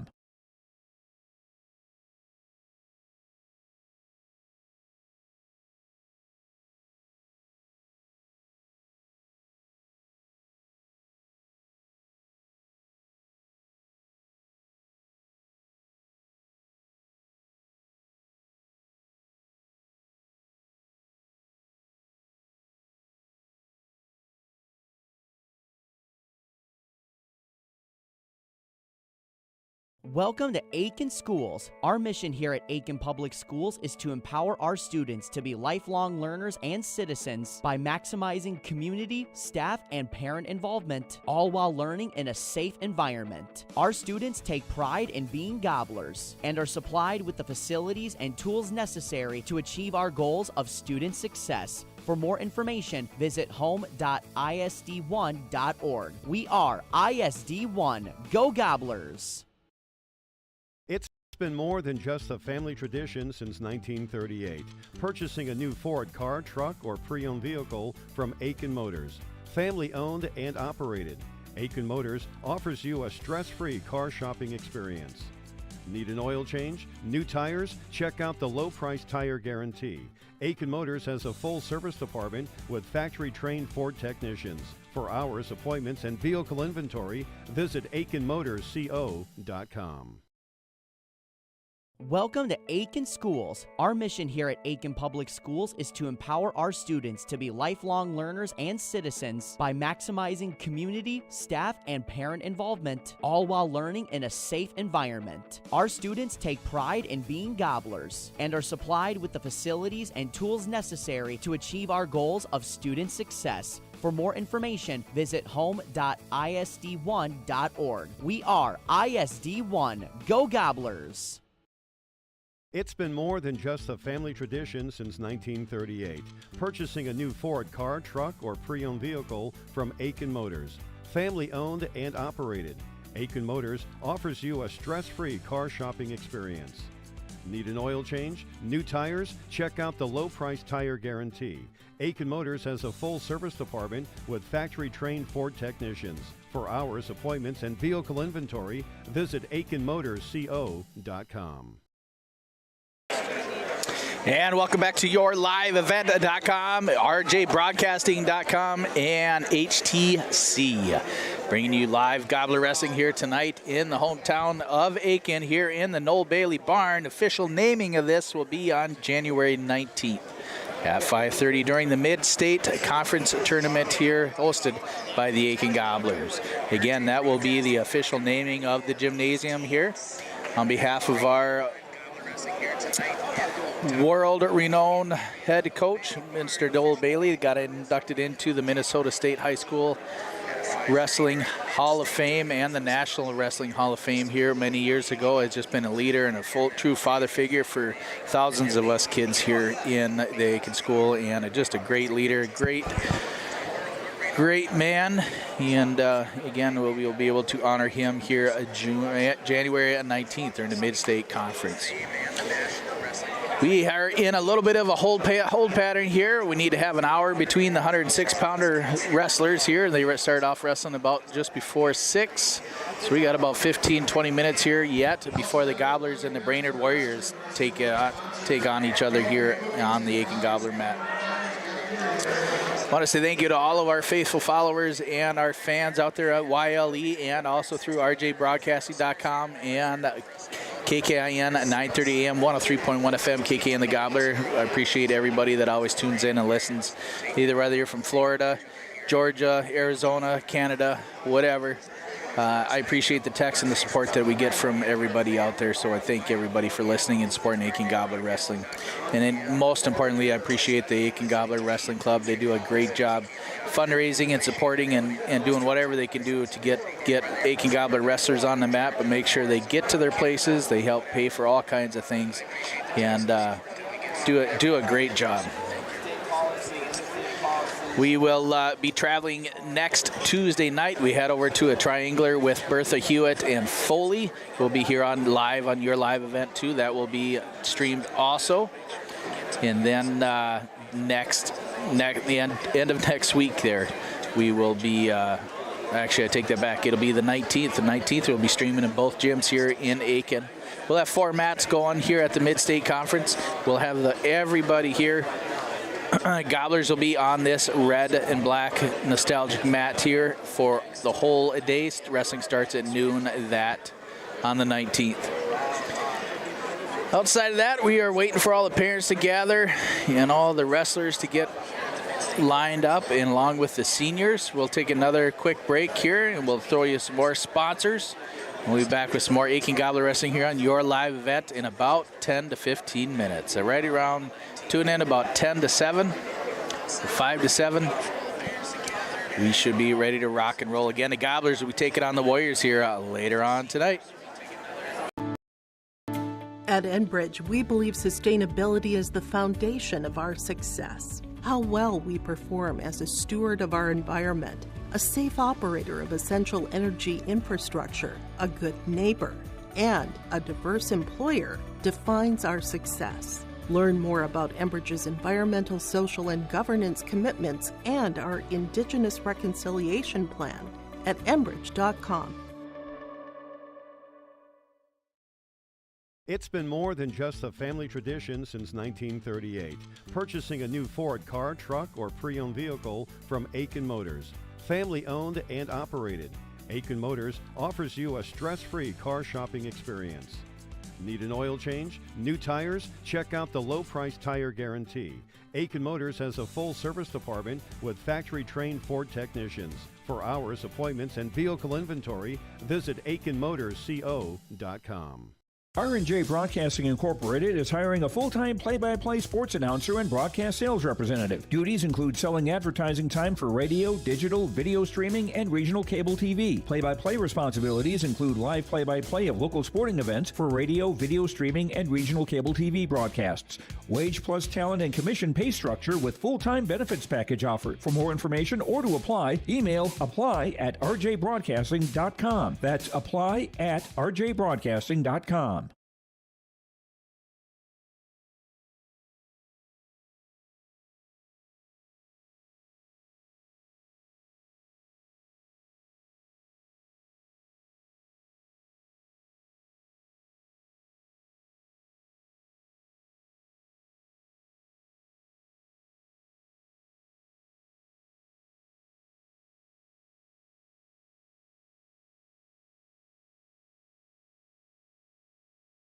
Welcome to Aken Schools. Our mission here at Aken Public Schools is to empower our students to be lifelong learners and citizens by maximizing community, staff, and parent involvement, all while learning in a safe environment. Our students take pride in being gobblers and are supplied with the facilities and tools necessary to achieve our goals of student success. For more information, visit home.isd1.org. We are ISD1. Go Gobblers! It's been more than just a family tradition since 1938. Purchasing a new Ford car, truck, or pre-owned vehicle from Aken Motors. Family owned and operated. Aken Motors offers you a stress-free car shopping experience. Need an oil change? New tires? Check out the low-price tire guarantee. Aken Motors has a full service department with factory-trained Ford technicians. For hours, appointments, and vehicle inventory, visit AkenMotorsCO.com. At Enbridge, we believe sustainability is the foundation of our success. How well we perform as a steward of our environment, a safe operator of essential energy infrastructure, a good neighbor, and a diverse employer defines our success. Learn more about Enbridge's environmental, social, and governance commitments and our Indigenous Reconciliation Plan at enbridge.com. It's been more than just a family tradition since 1938. Purchasing a new Ford car, truck, or pre-owned vehicle from Aken Motors. Family owned and operated. Aken Motors offers you a stress-free car shopping experience. Need an oil change? New tires? Check out the low-price tire guarantee. Aken Motors has a full service department with factory-trained Ford technicians. For hours, appointments, and vehicle inventory, visit AkenMotorsCO.com. R&J Broadcasting Incorporated is hiring a full-time play-by-play sports announcer and broadcast sales representative. Duties include selling advertising time for radio, digital, video streaming, and regional cable TV. Play-by-play responsibilities include live play-by-play of local sporting events for radio, video streaming, and regional cable TV broadcasts. Wage plus talent and commission pay structure with full-time benefits package offered. For more information or to apply, email apply@rjbroadcasting.com. That's apply@rjbroadcasting.com.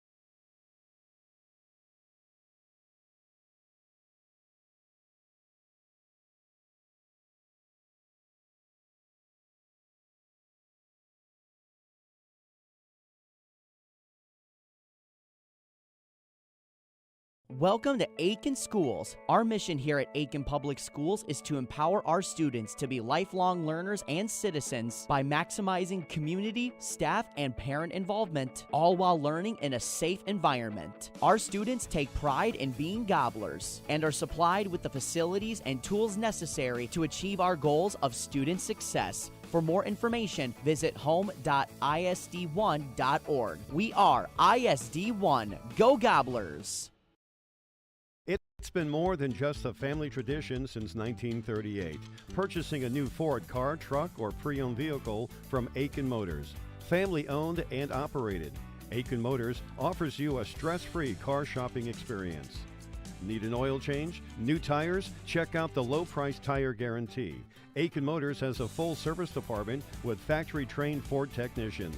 For hours, appointments, and vehicle inventory, visit AkenMotorsCO.com. At Enbridge, we believe sustainability is the foundation of our success. How well we perform as a steward of our environment, a safe operator of essential energy infrastructure, a good neighbor, and a diverse employer defines our success. Learn more about Enbridge's environmental, social, and governance commitments and our Indigenous Reconciliation Plan at Enbridge.com. It's been more than just a family tradition since 1938. Purchasing a new Ford car, truck, or pre-owned vehicle from Aken Motors. Family owned and operated. Aken Motors offers you a stress-free car shopping experience. Need an oil change? New tires? Check out the low-price tire guarantee. Aken Motors has a full service department with factory-trained Ford technicians. For hours, appointments, and vehicle inventory, visit AkenMotorsCO.com. R&J Broadcasting Incorporated is hiring a full-time play-by-play sports announcer and broadcast sales representative. Duties include selling advertising time for radio, digital, video streaming, and regional cable TV. Play-by-play responsibilities include live play-by-play of local sporting events for radio, video streaming, and regional cable TV broadcasts. Wage plus talent and commission pay structure with full-time benefits package offered. For more information or to apply, email apply@rjbroadcasting.com. That's apply@rjbroadcasting.com.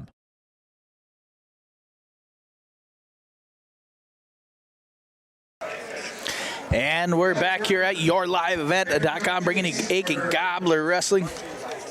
We are going to do a little bit of the notifications, or I'm sorry, the honors of the parents and the wrestlers here with the Aken Gobblers. And it's also, again, senior parent night. Right now, we are recognizing the Gobbler wrestlers. And then we will... parents of Carson and Carly Crane.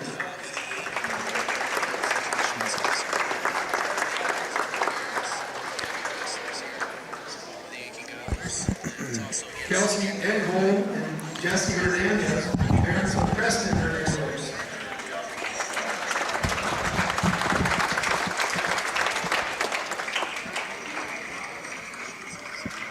Sherry Glass and Juan Marcial, parents of Damon Marcial.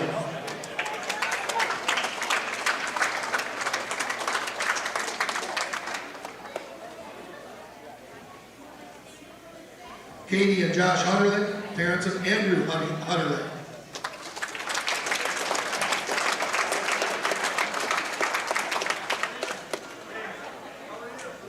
Brad Inslee, parents of Aiden Murdoch Inslee.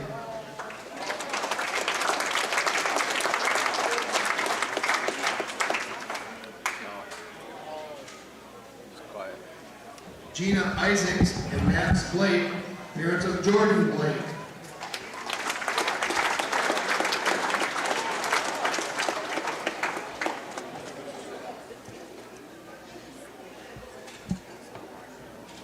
Dan and Kim Jones, parents of Nolan Jones.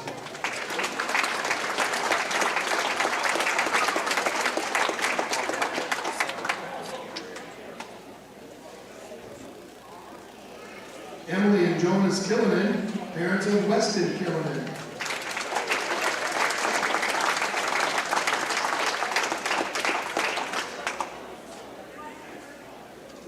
Brock and Carrie Larson, parents of Zane Larson.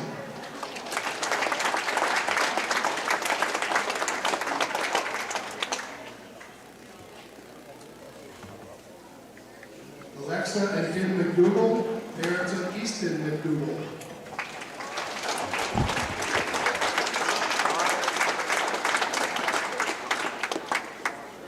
Jason Ostrike, parents of Hunter Ostrike.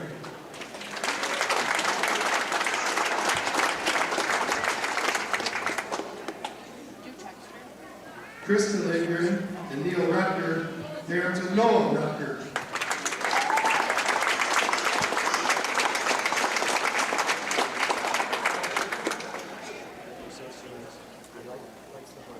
Travis and Sarah O'Neill, parents of Bailey O'Neill. And Josh and Lacey Smallridge, parents of Addie Smallridge.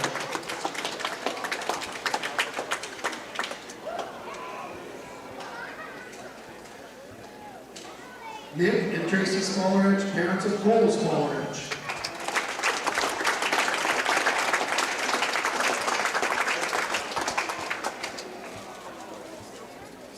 Chris and Elizabeth Wendt, parents of Aiden Wendt.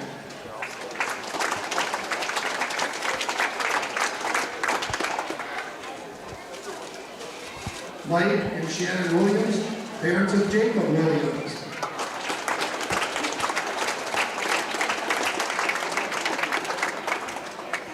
Brett and Megan Workman, parents of Luke Workman.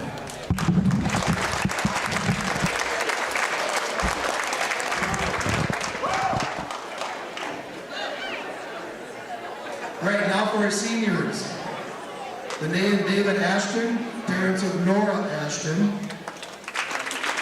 Tim and Chris Strohmeyer, parents of Madeline Strohmeyer.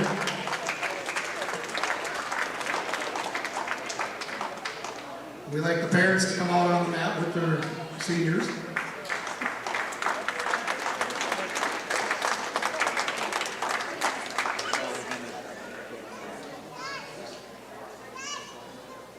Sarah Benson, parents of Jacob Benson Vick.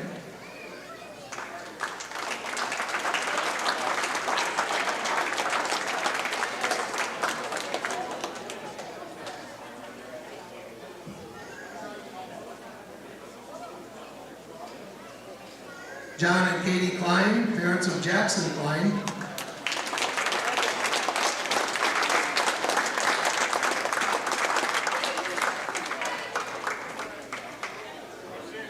Crystal and Jake Erickson, parents of Kenny Erickson.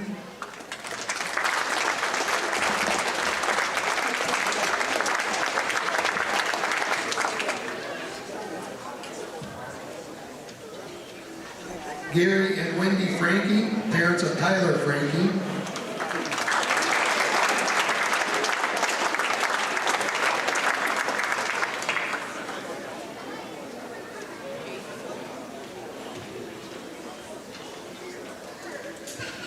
Greg and Cindy Hills, parents of Lexi Hills.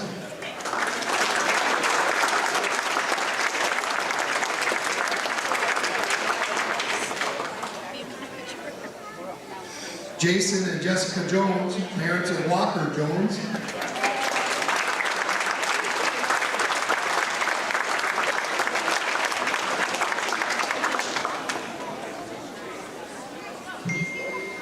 Adrian and Ansel Kamarchek, parents of Adrian Kamarchek.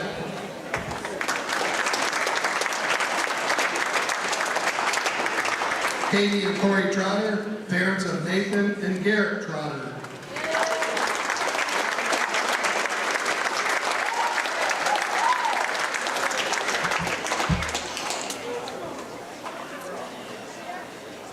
Once again, we can't have the program and the teams that we have without parent support, so let's give our parents a round of applause.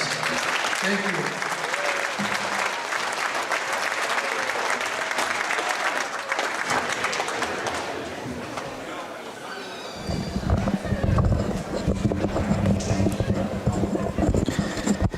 you. And now we'll go ahead and do the lineup. And then we'll get ready to be kicking off here some more Aken Gobbler wrestling. John is down there honoring his son, Jackson. So is so many other parents down there. Again, thank you to all the parents for getting the Gobblers into, getting wrestlers into the Gobbler wrestling program here.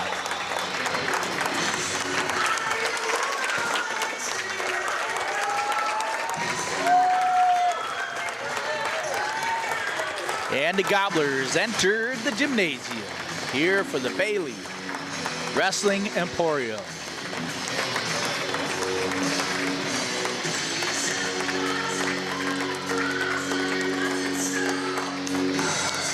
Hope to have another one of our powerhouse supporters here, Hayden Zilmer, Olympic wrestler, national champion, coming out. He has been doing numerous different wrestling camps throughout the state of Minnesota here, so hopefully he can come in. We'll do a little bit of an interview with him.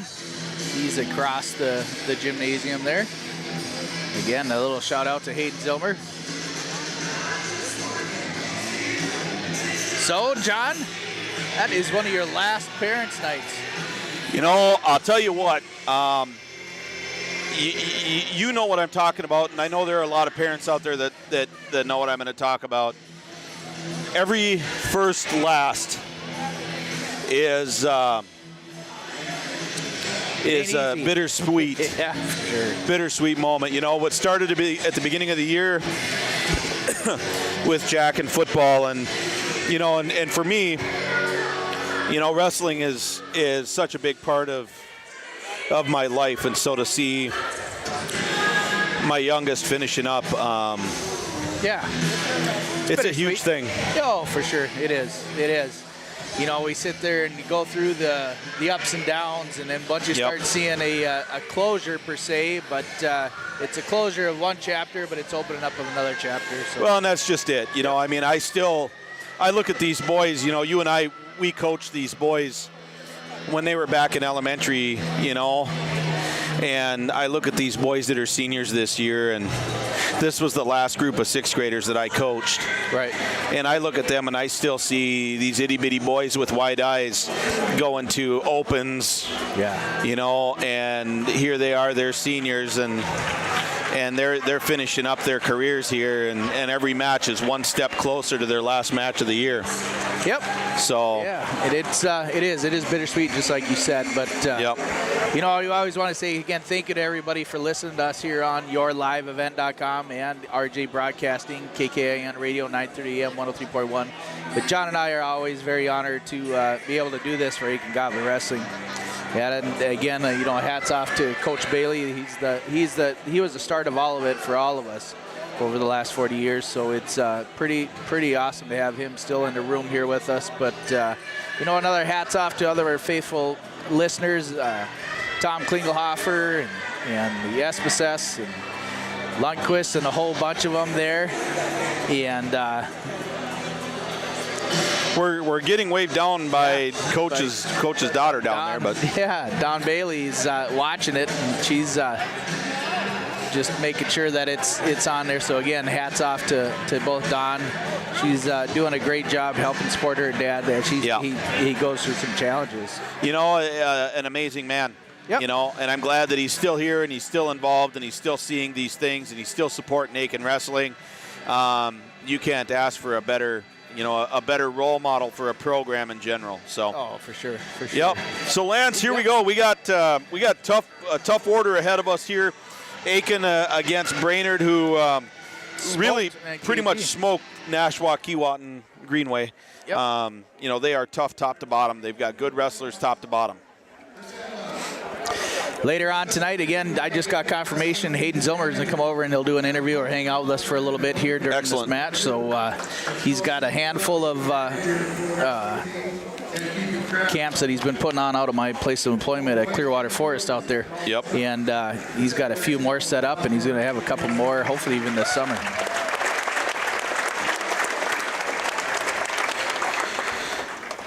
You know, and Hayden's a great guy, and I know he's got some international competitions coming up here shortly, and we'll get to talk a little bit about that. And for sure. Thanks to the club for sponsoring. Well, again, thank you to the Aken Gobbler Wrestling Club for sponsoring all the treats after the milk and cookies per se.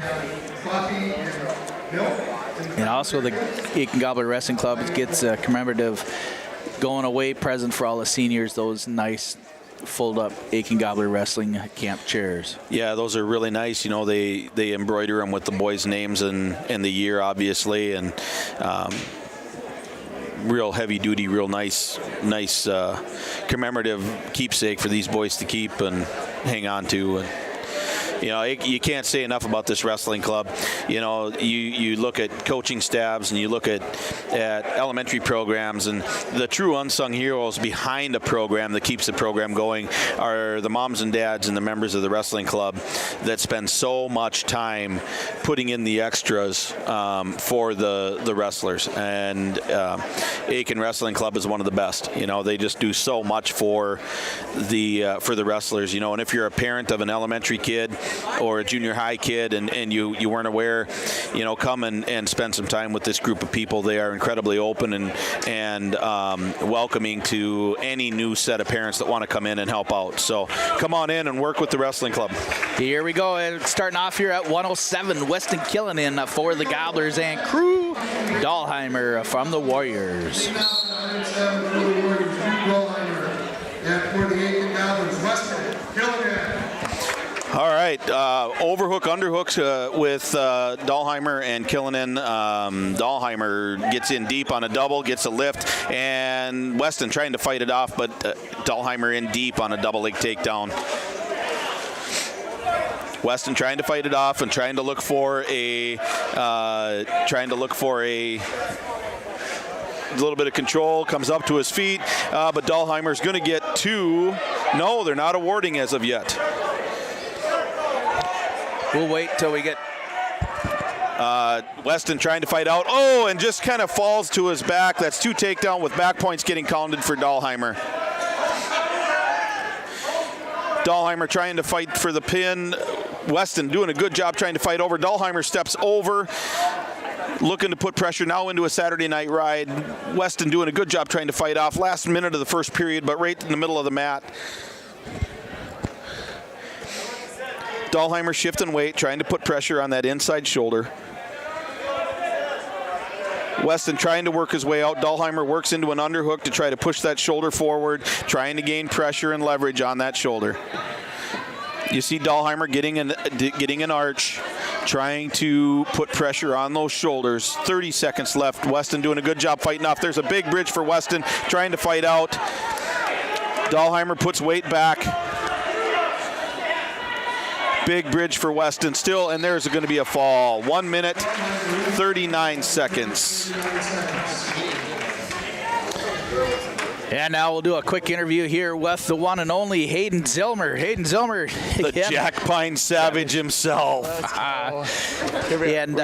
Thanks again for coming over and spending a couple seconds with us. We wanted to say thank you for coming to another Aitkin Gobbler match here, and we want to, throw a little bit of shout out for everything that you're doing for all wrestling here in Central Minnesota, promoting it with your camp. So what you got scheduled for the next couple months? Yeah, okay, awesome. Right now I'm competing myself, getting ready for myself a little bit. So I wrestle here in a couple weeks in Nice, France. I got a tournament over there. Head over there on the 16th and compete. I'll be over there for only a week. Come back.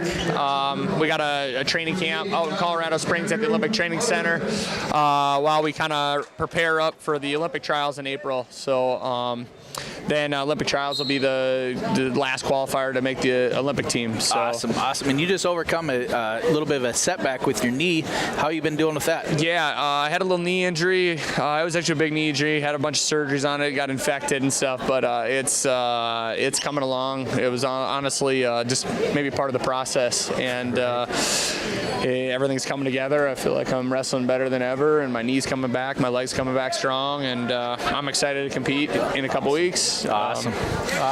So and you got some big news coming in probably next year.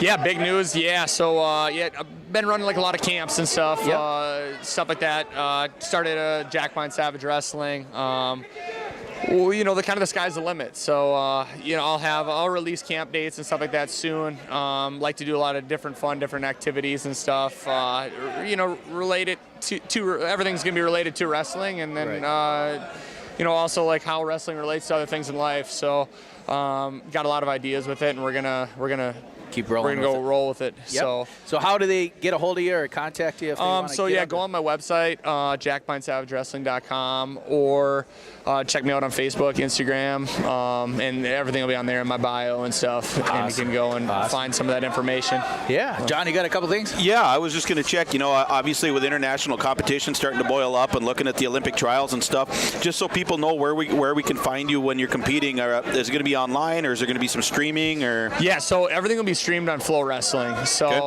you got to have a subscription to kind of watch that stuff, but you can follow on flowwrestling.com also.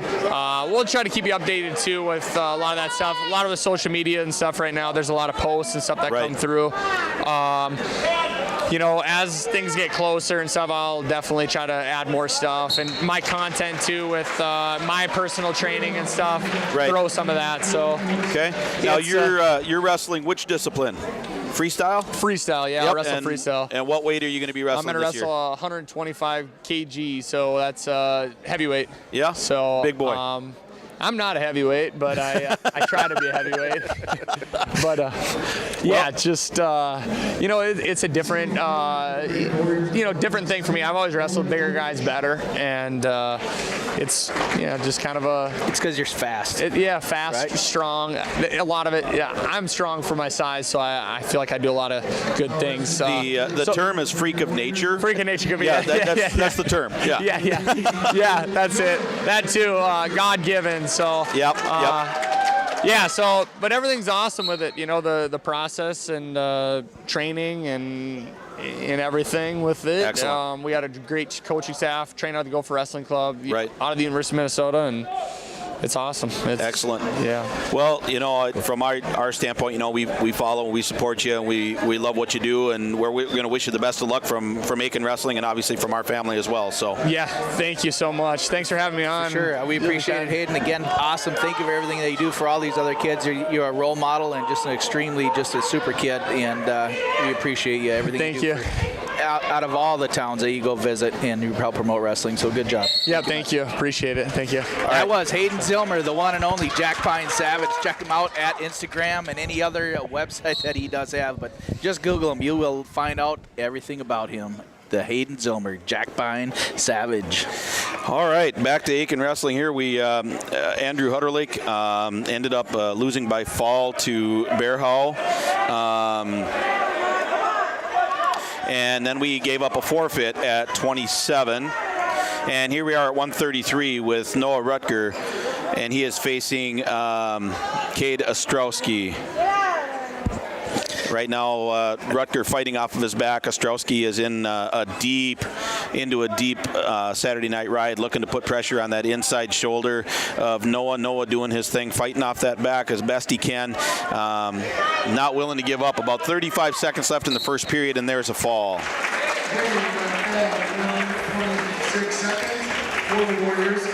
146 fall for Ostrowski. Now we're at 139. Jackson Klein for the Gobblers.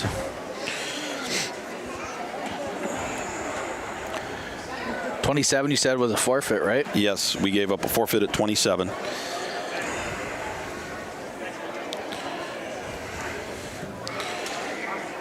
wrestling at 139 to break the Warriors, Jackson Moreno. And for the Aken Gobblers, Jackson Klein. Okay, I guess I did not hear who this is from Brainerd, but Jackson getting heavy inside with his bind right off the top.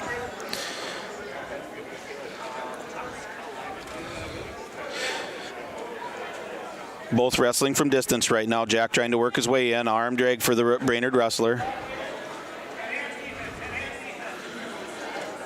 Jackson trying to work in, trying to get his post up. Being a little bit patient. The Brainerd wrestler does not want to lock up. They come in head to head, hand control, hand defense by the Brainerd wrestler.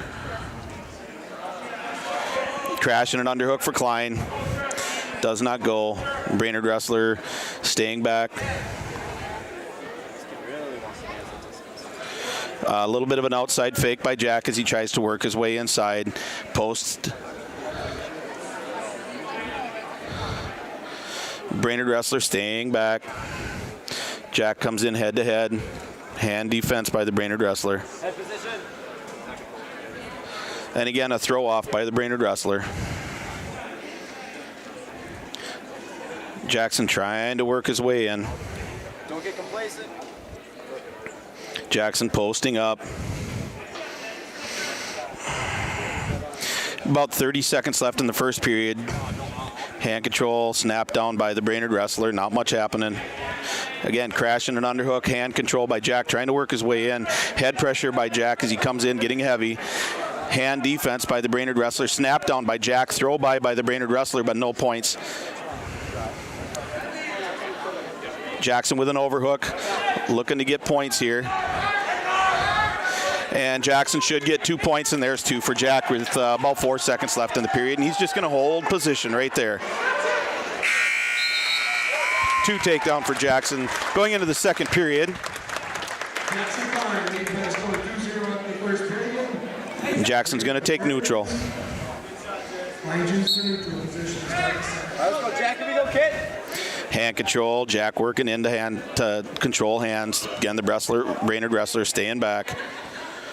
Jack with a little bit of pressure, hand control by the Brainerd wrestlers. They go head to head. Jack working, there he goes with an outside shot, snaps, and the Brainerd wrestler stays back. Here we go, good moves, Jack. Hand control by Jackson, Russian tie by the Brainerd wrestler, no points. We're not sure if that was Ostrowski that bumped up or? No, I'm not sure who this is, if it's DeRozier or if it's Elling. Okay. I think it might be Jackson DeRozier. Hand control, Jack trying to work. I got a head nod, it is Jackson DeRozier. So DeRozier doing some good stuff defensively, controlling hands. Klein doing his thing, trying to maintain heaviness on the head. DeRozier staying back. Klein's trying to pressure in, trying to get moving in. There's a shot by Klein on a high crotch. Comes up. Jackson brings him down easy for 2 takedown. Big crossface by Jack. Trying to bring that leg back to get it hooked. He does get it hooked. Now he's going to look for a cradle. He's got to stay in position. Can't get too far forward. Jackson's going to get that cradle locked up. Looking to roll through. Looking to bring him back. About 28 seconds left. Can't get the roll through. DeRozier fighting it off. And the hands are broke. And we'll have blood time. Right at the end of the second period here, Jackson is up 4-0.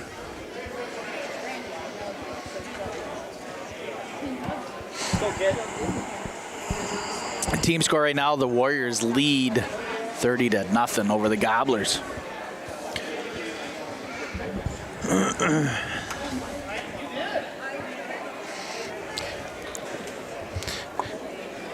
Jackson DeRozier with good defense out there. He's got good hand control. Kind of trying to keep Jackson Klein from doing what he wants to do.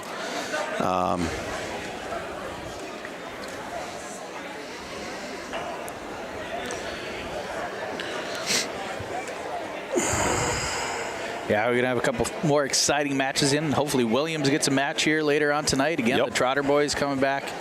And again, this is a little bit of this is an awesome match. Another one.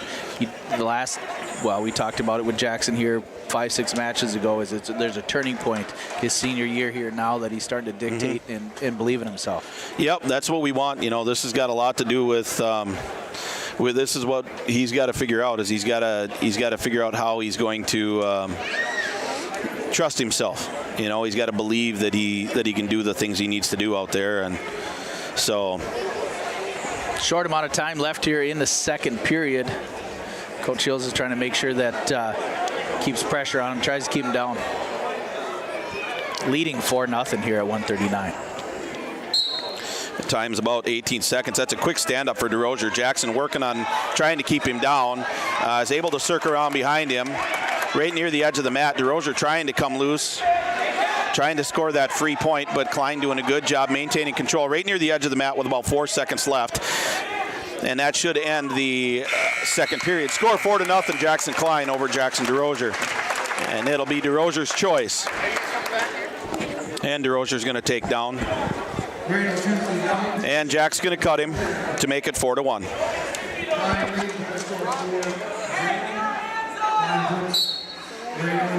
Okay. And again, a lot of the same. DeRozier picking up the speed a little bit, trying to get aggressive. Klein comes in, looks for a high crotch, big snap and an underhook, body lock. Jackson's got to get head position. Does not want to give up a throw here. Head position and separation. Smart. There's the post. Jackson trying to free that hand. There's an outside shot by DeRozier.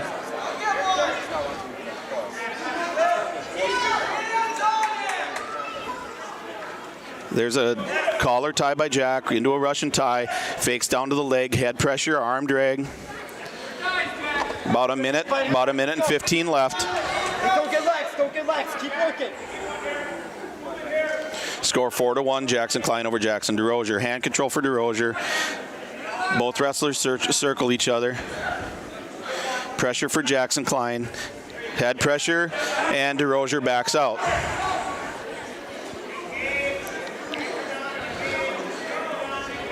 Hand control again. Good hand defense for Jackson DeRozier. Klein trying to circle, trying to free his hands. Head position for Klein. He tries an outside sweep and does not get it. There's a shot attempt by DeRozier. About 40 seconds left. Post by Klein. Throw by and a step out by Jackson on an outside shot by DeRozier.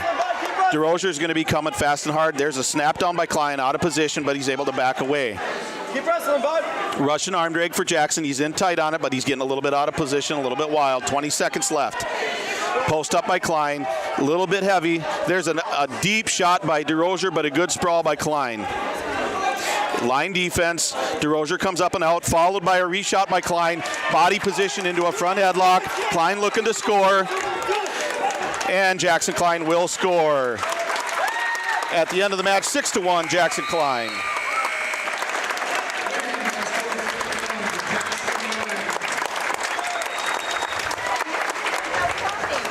Good job, kid. Yep, good tough match, smart match. You know, that was maybe not as dominating as maybe Jackson wanted, but it was a smart match. He wrestled within himself and he scored good points. I had conflicting. I don't know if that was Loreno or DeRozier. I thought that was Loreno. So, see, I didn't see Loreno. Somebody down here in front nodded their head that it was Jackson DeRozier, but. So we've got Garrett Trotter, and he's out there against Easton Dirks. Nathan Trotter. Oh, it is Nathan out there. All right, so we've got Nathan Trotter, who is currently ranked in the top 10, against Easton Dirks, who is currently ranked number 1 at 145. Both wrestlers fighting hands. Dirks working his way in. Big outside shimmy. Dirks is able to get an underhook and a body lock, and out of the mat, off the mat they're going to go. And they award two takedown Easton Dirks. Dirks is going to let him up for 1.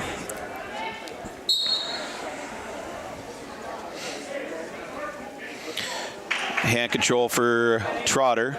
Hand control on the other side by Dirks. Dirks has a nice little easy step in body lock for Trotter with double overhooks with Dirks. We saw him use this as a throw last time. We see him establishing his inside foot. Body lock for Trotter and a 2 takedown.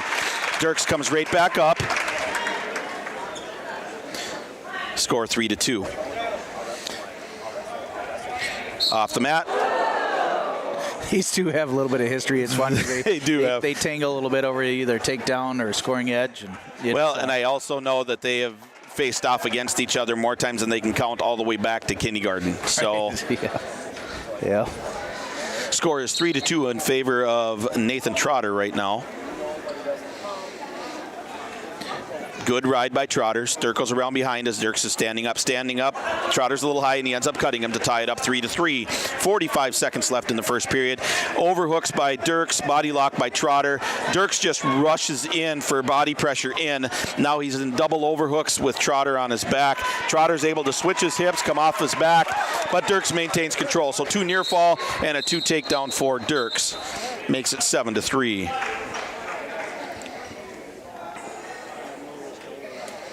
And it looks like we're going to have some blood time.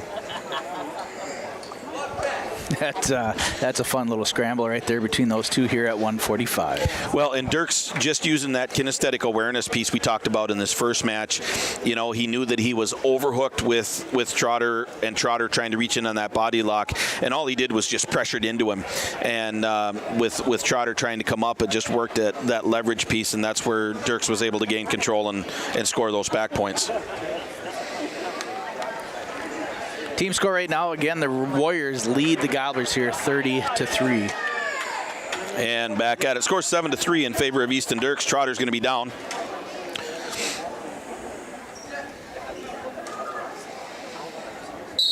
Trotter up, hand control, and he is free. There's a quick reshot by Dirks, but that is one escape for Trotter. Head position. Dirks trying to throw. Trotter with an overhook on a whizzer trying to maintain position. Good action right there. Hand control by both wrestlers. There's a duck under attempted by Dirks, and off the mat they go. Really good action by both these talented young wrestlers. Hand position, hand control for both wrestlers. There's a beautiful high crotch by Dirks. And that'll be 2 takedown, 9-3, right at the end of the period. Trotter tried to go with a chin whip there. Yep. Trotter's going to defer the deferral and go to the down position here. Yep, he deferred to defer. All right, Trotter is down 9-4, and we're going to have some more blood time. Again, anybody else around here in the Brainerd Lakes area that want to support Hayden Zilmer. Hayden Zilmer has numerous different T-shirts out there. He has a Jack Pine Savage Coffee Company. He's got all kinds of other stuff that to help promote Jack Pine Savage Wrestling. So and all of that stuff, all of that money goes towards his international competition stuff. Right. That's all designed to help him be able to do the international competitions. You know, I know that he traveled to Serbia not too long ago. Yeah, he was in Serbia, and I think 4 years ago he was on the Olympic team as well. I seem to remember that he did that, or at least he wrestled very well at the Olympic trials. And that'll be a false start on Nathan Trotter. Yeah, Hayden Zilmer, you know, with all of his successes internationally, is still just a true down-to-earth fan of wrestling, and he helps these boys out and spends time with them, comes into the wrestling rooms. You know, he's been down in Perham, he's been in Piers, he's been in Aken, he's been in Crosby. And while we're talking, Easton Dirks in on a double, trying to turn Nathan Trotter. Trotter doing a good job of fighting it off, but Dirks trying to step over and does step over on it, and that's a fast fall called against Nathan Trotter. 246 fall for Dirks. Yeah, 145 brings it up to 36-3 for the Warriors. Younger Trotter here coming up here against that 152 Garrett Trotter. The little G-man. And he's going to be coming out. I believe we're going to see him wrestle against probably Bergen, but I could be wrong.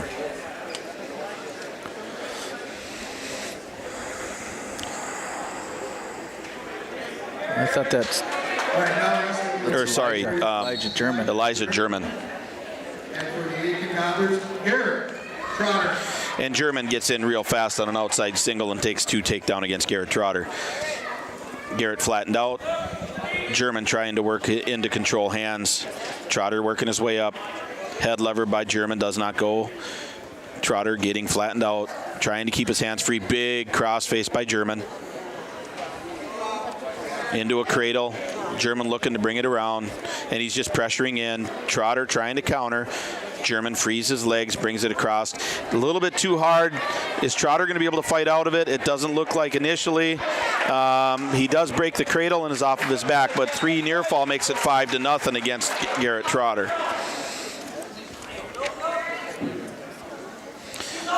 Arm control.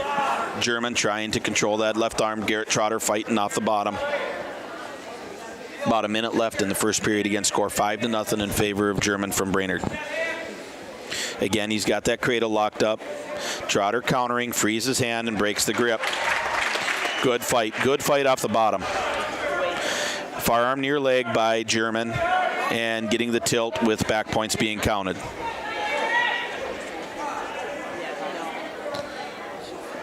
German has his 3, but he's trying to maintain that back point, that back position, and look for a fall at this point. Trotter trying to fight off of his back. German sags, puts pressure on that inside shoulder. Trotter trying to bridge. Trotter trying to fight off of his back. German got that cross face in. He's going to spin the head. Trotter trying to fight off. About 15 seconds here. Doing his best to fight off. 5 to go.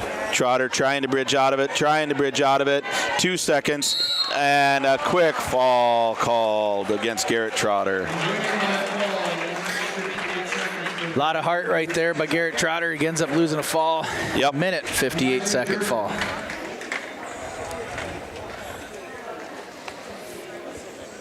Brings up 42-3. Yep.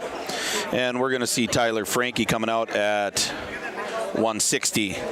He's going to come out against, I believe this is Gabe Jukish. Gabe's a senior. He is.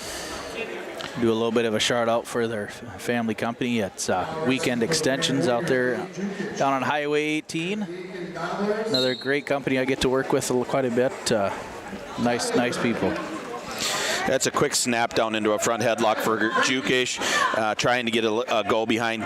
Frankie being game, and he actually tries to get a go behind for 2. Can't quite get there. Back to their feet they go, and they separate. Tyler Frankie wrestling hard, coming at Jukish. Inside binds.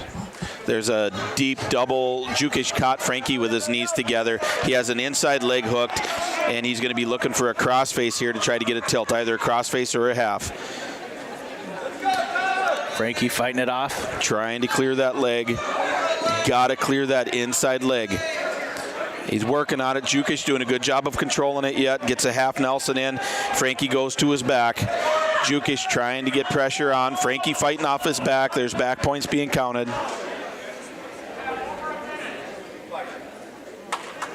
Frankie doing his best to fight off on a reverse half by Jukish. About 55 seconds left, right near the edge of the mat. And a fall. A fall for Gabe. 1 minute and 10 seconds. Brings it up to 48-3.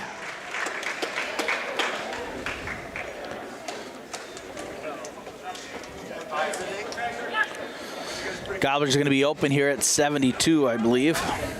I believe so. And 189. No, we'll have Cole Spolerich at 72. Okay. All right, Cole Spolerich. And this will be Tice Faber.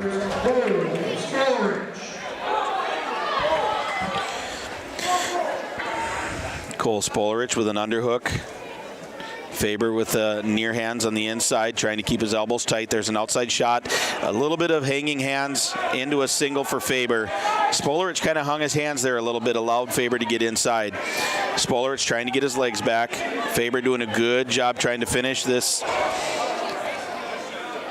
And he will finish for 2 takedown. He's got that far cross face, looking to score back points, and will score back points against Spolerich. He's going to spin around with a crucifix now if he scoops that head. Spolerich fighting off his back. Faber getting heavy on the chest.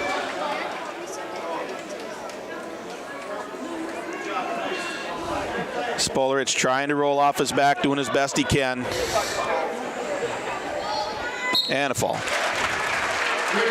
1 minute and 1 second. And at 89, I believe we will be open.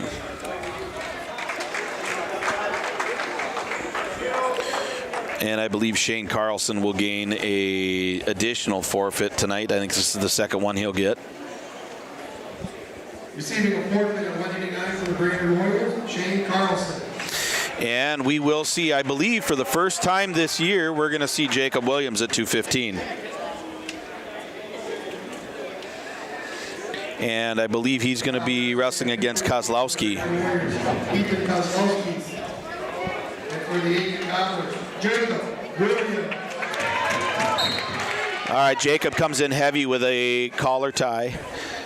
Kozlowski pressures off, staying inside of Williams' lock. and they separate. Williams again tries a crash underhook, can't quite get it. Williams circling. Inside binds with a collar tie for Williams. Kozlowski pulls it off, controlling, looking for a Russian tie. Head position for Williams. Crashing an underhook for Williams. He's got his underhook and his head position established. Outside hand control for Kozlowski. Williams working his way in. He's got to free that hand, though. He's got a very, very deep underhook, and off the mat they go.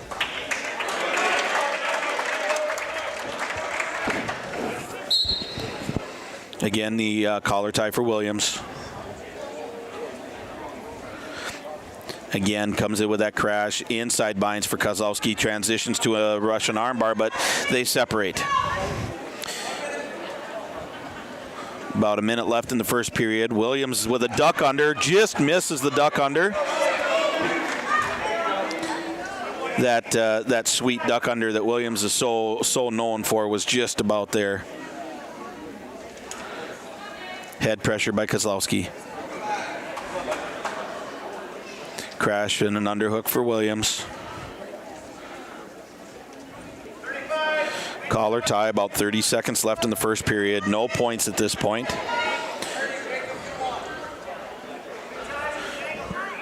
.25 to go here in the first period, no score. Kozlowski follows Williams. Collar tie for Williams. Crash by Kozlowski, no points. Just over 10 seconds left.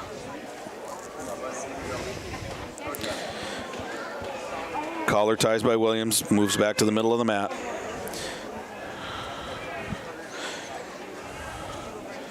Kozlowski, and that'll be the end of the first period. Kozlowski's choice. He's going to defer. Williams' choice. Kozlowski defers.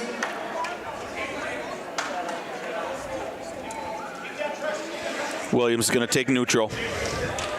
Williams chooses a neutral position. Again, Crash. this is the first match for Williams this year. Yep. First match back. Williams with an overhook. There's a slide-by attempt. Kozlowski catches him on the way by. Crash by Kozlowski. Reshot by Kozlowski, but he doesn't get too deep underneath of it. Inside bind by Kozlowski. Hand control also. Lots of head pressure by Kozlowski. Inside binds for... And an arm drag attempted by Williams doesn't go. Collar tie by Williams. Hand control by Kozlowski. Same thing. Inside this time, collar tie for Kozlowski. Williams looking to control that far hand. Slide by Williams doesn't go. About a minute left in the second period. Still no score.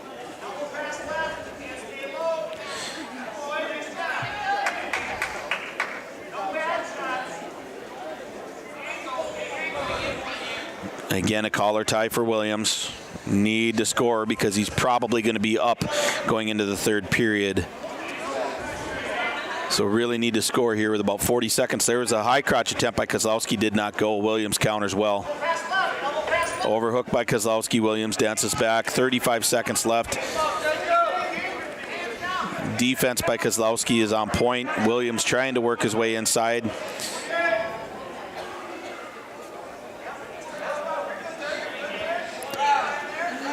Collar tie pushed off by Kozlowski. Nothing really going. 15 seconds. Williams looking to try to score here before the end of the period.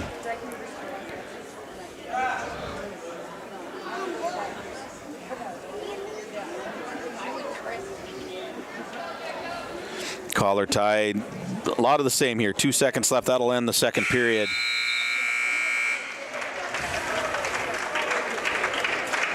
And they're going to take neutral. This is kind of a surprise.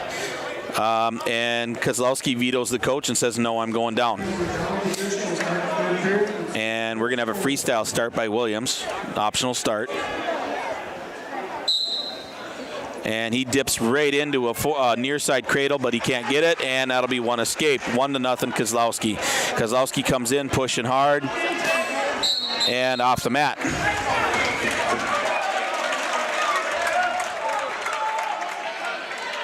Score 1-0 Kozlowski over Williams.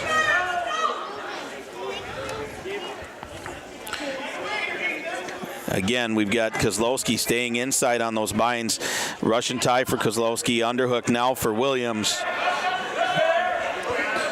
Hand control for Kozlowski as he kind of stays pressure away. About 1 minute and 25 seconds left. Williams needs a takedown here. He's going to have to shoot from distance. The inside control is just not there, Lance. Nope, he's got to do something to just keep pushing forward, but he gets the body lock in there. Nope. Can't get. Backs out. Yeah, can't get it. Going to have to shoot from distance. Lots and lots of hand control by Kozlowski. About 1 minute left. Williams going to have to shoot here. Misses the opportunity there as Kozlowski was a little bit off balance. 50 seconds left.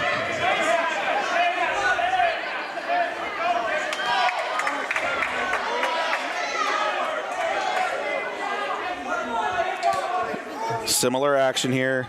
There's a beautiful shot by Williams, but he can't finish. Big sprawl by Kozlowski. Russian tie for Williams. Countered by Kozlowski. There's an inside trip attempt into a single for Williams. Looking for a goal behind is Kozlowski, but he can't get there. Williams comes up. No points. 25 seconds left. Score 1-0 Kozlowski. Slide by for Williams. Williams with an overhook, hand control by Kozlowski. 15 seconds, duck under by Williams, can't quite get it. Kozlowski looking for the go behind, can't quite get there. There's a shuck, 2 takedown for Williams. Got to keep him down. 5 seconds left. Kozlowski working on a stand-up. And that'll be a 2-1 win. Williams over Kozlowski.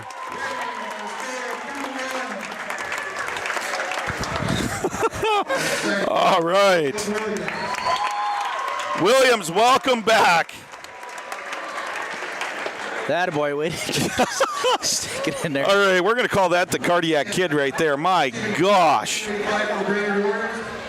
That'll end up being a 66-6 final. I don't like that score because there's too many sixes all on the line there. Yeah, I'm not a big fan of that score either. Can't we give somebody a point? Yeah. I think we'll work on it. All right, Lance. Yeah. Awesome. Let's get going about the, we'll just whip through this match again here, John. The Gobblers end up falling. A lot to a little. For sure. Weston Killinan loses by fall to Dahlheimer. Yeah, Crew Dahlheimer, the other 8th grader there again, just kind of got caught, came out, wrestled his style, and did everything he could. He ended up just losing by a fall. Yeah, I mean, Dahlheimer just had a little more. Yeah, 114 that Rodriguez. Ben Rodriguez took on our Carson Crane. Actually, did we have Carson go out, or did he forfeit at 14? I think you're right. I think they did forfeit. They gave it to... Yep. We're open there. Yep. Then we had Hutterlick. Hutterlick got caught by fall by Burho. Yep. At 121. Yeah, Hutterlick just... inexperienced, Burho strong, tough, experienced Matt kid. Yeah. Then Gobblers are open at a forfeit there at 127. Then we popped up to 133. Rucker. Lost by fall in a minute 46 to Ostrowski. Kate Ostrowski is just what he is. He is so good, so smooth, and Noah, he's game and he'll go out against anybody. But Kate Ostrowski just too much today. Thank you, Hayden. Yeah, thank you. All right, we're going to say bye to Hayden Zilmer. Again, wish him best of luck. So, thank you. Yep. Appreciate it. Good luck at your tournament tomorrow. Yep, thank you. Then we bop up to 139. One of the 2 wrestlers that were able to pull it off here tonight. Your son Jackson Klein, 6-1 decision over DeRozier. It was actually a really good match wrestled by Jack. He went out. He was smart. He wrestled within himself. Did some good takedowns. Scored when he could, but didn't push things and didn't get out of control. So I thought it was a very good match wrestled by Jack. Yep, for sure. Then we bump up to 145. Nathan Trotter took on number 1 Easton Dirks. That was a pretty fun match to watch. It really was. The first into the second period. Those two have wrestled each other since they were in diapers. But again, Dirks comes on top with a fall here at 246. When you wrestle a guy like Easton Dirks, if if he gets an advantage, he's going to capitalize on it. And it just so happened that he was able to get both Trotter's arms back in that double-double. Trotter was valiant. I mean, he tried to pull those hands back, but ultimately, Dirks just had too much there in the power department, was able to get that connected. And, but Trotter wrestled him toe-to-toe, took him down, scored points. I'd love to see that match wrestled again. Oh, for sure. Then we bump up to 152. The younger Garrett Trotter, 8th grader, took on senior Elijah Germain. Yeah, German's tough. German's tough. Like you said, he's been to the show. And Garrett's a young kid. He's gaining experience from these matches. Every time that you get beat by a guy like that, you learn something. For sure. Then we bump up to 172. Cole Spullerich, no short of fight in that young man there, but he loses to Tice Faber. Yep. Yeah, he went out and he fought against the kid, but Faber just too much. And I think we forgot Tyler Frankie at 160. Oh, Frankie took on Gabe Jukas here. Yeah. Yes. Yep. Yes. And just kind of the story of this match. Just Brainerd just a little bit overpowering. Some of our inexperienced guys. They were game. They went out there and went at it, but Brainerd just a little overpowering. They have a lot of depth. They only have a couple seniors on their team, so next year for sure they're going to be a super powerhouse there up at 3A. But right now they're pretty impressive here. Again, we bump up to 189. We end up being open. Jacob Williams comes right at the end for a 2-1 victory over Ethan Kozlowski here at 215. Yep. I'll tell you what, you watch Jacob Williams and the things that he is so good at are being faster than the guy that he's wrestling. And you see that in the techniques he uses. High crotches, duck unders, go behinds, snaps and knee picks and stuff like that. And it was more of the same. It's nice to see him back. He seems like he might still be just not quite in wrestling shape yet, but he looked good. He was able to score at the end of the match to win it. It's so nice to have him back. Yeah, for sure. Again, we say thank you to everybody for supporting all Aitkin Gobbler Wrestling. And of course, make sure you shop small, sharp, local, and shop and support all the sponsors for Aitkin Gobbler Wrestling here on yourliveevent.com and also rjbroadcasting.com along with KKIN Radio. So far, that was a 66-6 victory for the Brainerd Warriors. As we get going, we start talking more about our big deal wrestlers of the night. So far, Garrett Trotter was our big deal wrestler in the first match. This second match, again, was pretty impressive. Again, Jackson Klein and Jacob Williams both come around making it well. We've always wanted to start supporting other schools and stuff, so there could be some big deal wrestlers also from the Warriors. They were all pretty big. Again, hats off to Easton Dirks with that Nathan Trotter match right there. That was absolutely pretty impressive right there for sure. But we'll kind of split up to bring the energy for Jacob Williams and Jackson Klein. That sounds good. I was going to say, with Garrett Trotter in that first match and Jacob Williams in the second match, but we throw those guys out there and get them up here and chit chat with them for a minute. And yeah, we'd love to. All right.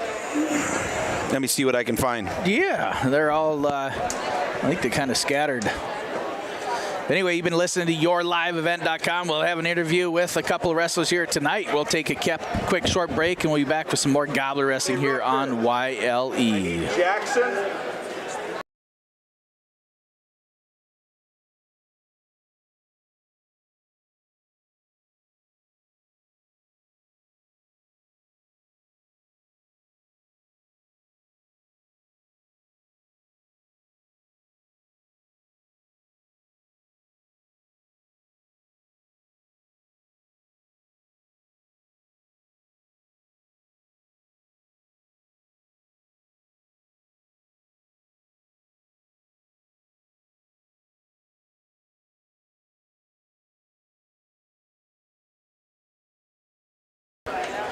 And welcome back to yourliveevent.com, bringing you live Gobbler Wrestling here. Joining us now, we have a couple of the Aitkin Gobbler wrestlers here. We have Garrett Trotter, Jackson Klein.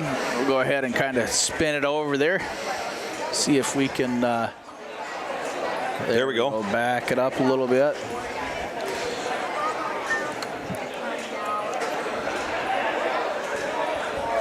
Starting off with Jackson Klein. Jackson Klein, you're a big deal wrestler here a few weeks ago up in Rock Ridge. You're starting to hit a turning point here for your senior year.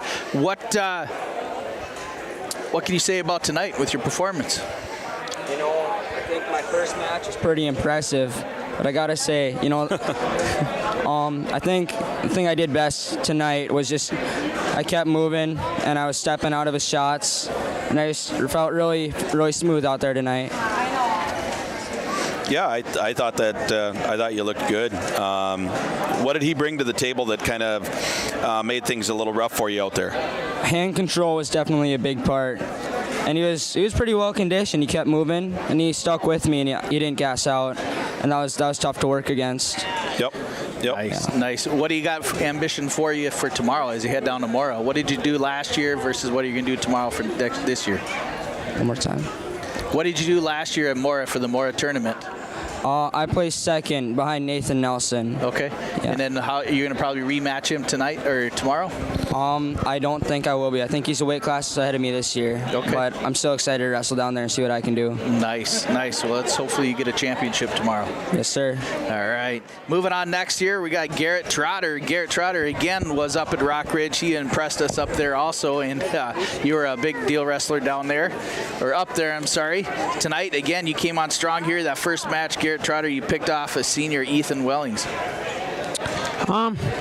I just knew going into the match he looked pretty strong, and normally a lot of the strong kids, they come out swinging the first period, second period, but if you weather the storm, you can usually catch them or outlast them.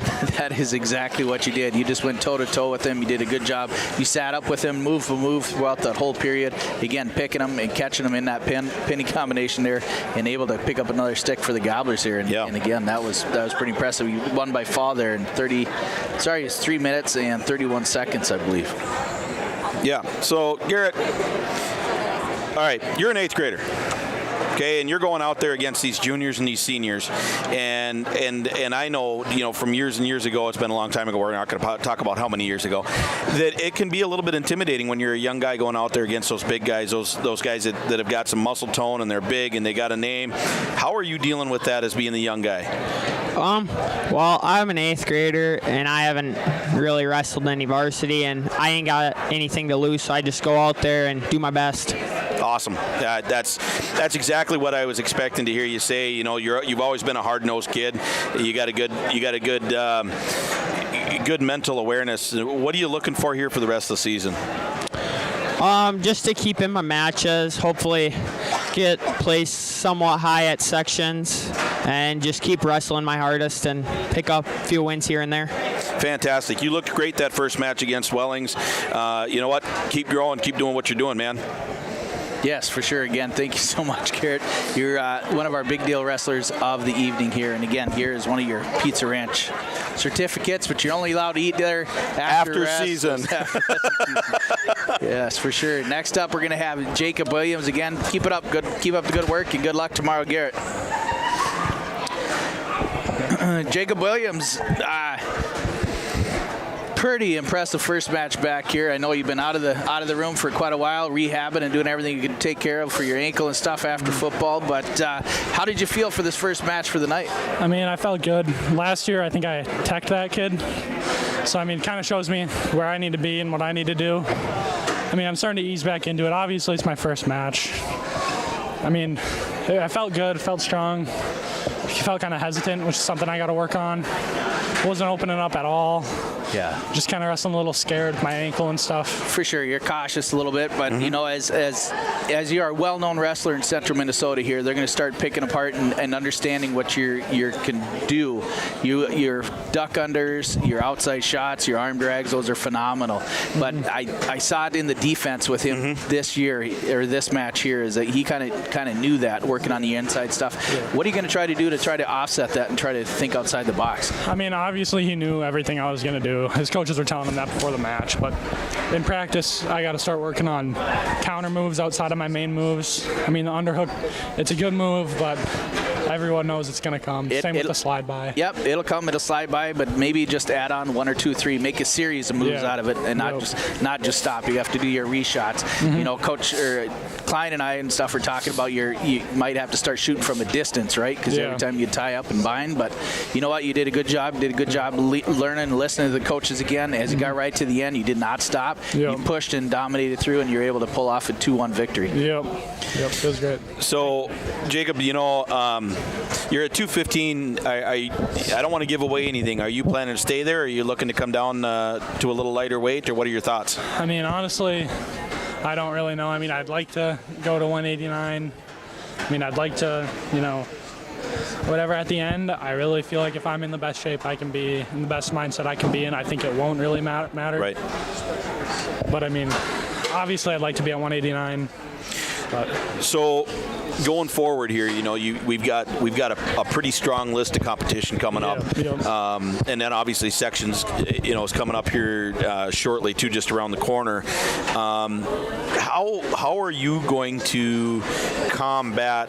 You know, you're kind of behind pace. You're not in mid-season form yet. Right. What are you going to do to match pace with those guys that have been wrestling all year? I mean, I've been, you know, working, doing some extra stuff, and there's still some things that I can't do with my leg, which kind of cuts me short. I can't sprint, can't jump, can't do anything like that, you know. So I guess just keep doing what I'm doing, and definitely I think getting more mat time will help a lot. Absolutely. That's my main thing, I think. Good. Well, you looked great tonight. You know, and as always, probably we always talk about, you know, the first period is won by the guy in the best shape, you know. The second period's won by the best technician, and the third period's won by the guy with the biggest heart. Mm-hmm. You showed heart out there. You stuck with him. You got that last second takedown, and that's always been Jacob Williams. I wrestle 6 minutes. I don't care if I'm in good shape or not, right? Yeah, right. Yeah, right. So I thought you looked really fantastic out there. Way to go. Thank you. Yep. Next up here, joining us tonight here, the only Aken Gobbler female wrestler that we have, Maddie Strohmeyer. Maddie, you know, thank you for taking a little bit of time. We haven't got to talk to you a whole lot this year, but thanks for coming up here. And what I'd also like to do, I don't know if we'll be able to do it tonight, but one of these nights here, I'd like to get your mom up here and interview her a little bit. But, you know, tonight you stepped up, you were able to wrestle an exhibition match here against I can't remember. Volker? Giovanna. Giovanna Volker. Yeah. Have you been able to wrestle her before? Like 2 years ago, maybe. Okay. Yeah. Nice. Yep. But it was fun to have a little bit of rematch. She had a little bit of weight on you, but you know what? It was pretty impressive. You were out there dominating the first period or two, and just getting out there trying to do what you could do. But she caught you. Yeah. She's good, though. Yeah, she caught you with her hips a little bit, and were able to get you got stuck into a half. But let's reverse back a little bit. A week or two ago, how was your trip out to the Rumble? It was good. Had good competition out there. Placed second, so that was good. Yeah, you had a big bracket. I believe that it was told 27 gals in your bracket there. You worked all the way through there, and you ended up losing basically a rematch because you beat that gal once prior before. Yeah, I got caught in a roll from her, so yeah. Gosh, that's frustrating. But again, as a senior leader on this team here, Maddie, you do a great job, and you know, hats off to you and everything you do for women's wrestling here in the state of Minnesota. Yeah, absolutely. So, Stro, you know, moving forward, you know, obviously competition, especially tournaments, are just around the corner. You know, what are you looking to do to gain mat time and keep yourself in that mindset so that you can go and wrestle your tournaments and look at trying to stand on the top of that podium for the girls? I don't know, just pushing myself every match and stuff, and I don't know, just taking advantage of it because it's my last year for high school at least, so I don't know. Yeah. Anybody, you know, now that you bring it up, that was going to be one of the questions I was going to ask you. Obviously, you're working your tail off in the practice room. Anybody talking to you about wrestling in the collegiate level at all? Yeah, there's a few colleges. I don't really remember exactly some, but yeah. How do you feel about that? Is that something that you're interested in? Yeah, I think so. Yeah. That'd be a good fun. thing. Yeah. That'd be a good thing. Yeah. Just basically trying to finish off one book before you open up another one, right? Yeah. You know, just finish off this season, do whatever you can do, and then worry about the next step. Yep. You know, later down the road. But again, hats off to you, Maddie. I appreciate you for your time. Thank you. Yeah. Excellent job, kid. Up here on YLE. All right. Thank you. Well, John, yeah, that's something else I want to do is start talking to some of the moms. Candy said that the other day. She goes, you know, truthfully, you should probably get some of the moms on here. Most of them will give you an earful, but I think a lot of them would just probably be pretty quiet and just not want to talk. But it is neat being, again, honoring Parents' Night and Senior Night tonight here, you know, honoring the kids, but again, honoring all the parents that are able to put their kids into these areas and to help promote the state or the sport of wrestling. Well, and that's, I remember, and I'm sure you could probably attest too, I remember my mom not being able to stay in the gym when I was wrestling. She would pace and she'd walk in and out, look at the score, and then she'd go hide again, then she'd come out and poke her head out. It's, us dads, we stand in the stands and we yell and we scream and we encourage, but it's such a different sport for moms, and you see it written all over their faces. Oh, they don't want their babies broken. That's right. all there is to it. That's just it. They don't want, and the other thing is that the sport is so hard mentally. I heard a great quote the other day. It's 90% mental and the other 10%'s in your head. Right. And moms are so in tune with how their babies are mentally, and when they're hurting and when their feelings are hurt or when they're down because they got beat, it eats with the moms. For instance, my wife has been cutting weight with Jackson as he starts to think about what he's going to do for tournaments, and I'm just like, no way, I'm eating a burger. And we need them too. Oh man, we got to help out the rest of society so they don't eat all of them. Yeah, she says I'm not letting him do this alone, and so she follows the same regimen that he's following, and it's so hard on moms. Yeah, it's so hard. For sure. Well, again, hats off to all the Gobbler wrestlers. Again, they went 1-1 tonight here at this try, and hats off to the Brainerd Warriors. They seem to be on a pretty big roll there. So yeah, that's a tough team right there. Definitely fun to watch them as they move on to the rest of their season. The Gobblers again in the tournament tomorrow at Mora. It is an individual /team tournament down there. We will not be showing any action, but we will be back here on YLE next Tuesday night as the Gobblers travel down to Bertha Hewitt, right over by Verndale there. And we will be taking on Bertha Hewitt and the Foley Falcons next Tuesday night. All right, Lance. All right. Hey, man, I appreciate it. Every opportunity to be able to talk wrestling with you is fantastic. All right. I greatly appreciate your presence, too, here on YLE. Again, you've been watching YourLiveEvent.com, the home of Gobbler Wrestling here, and also powered by RJBroadcasting.com and on the radio with 9:30 a.m., 103.1 FM, KKIN, the Gobbler. Thank you, everybody. Make sure you shop local, shop small, and support everybody and support your neighbors. God bless everybody, and have a great night. Good night. All right, I'm going to run down.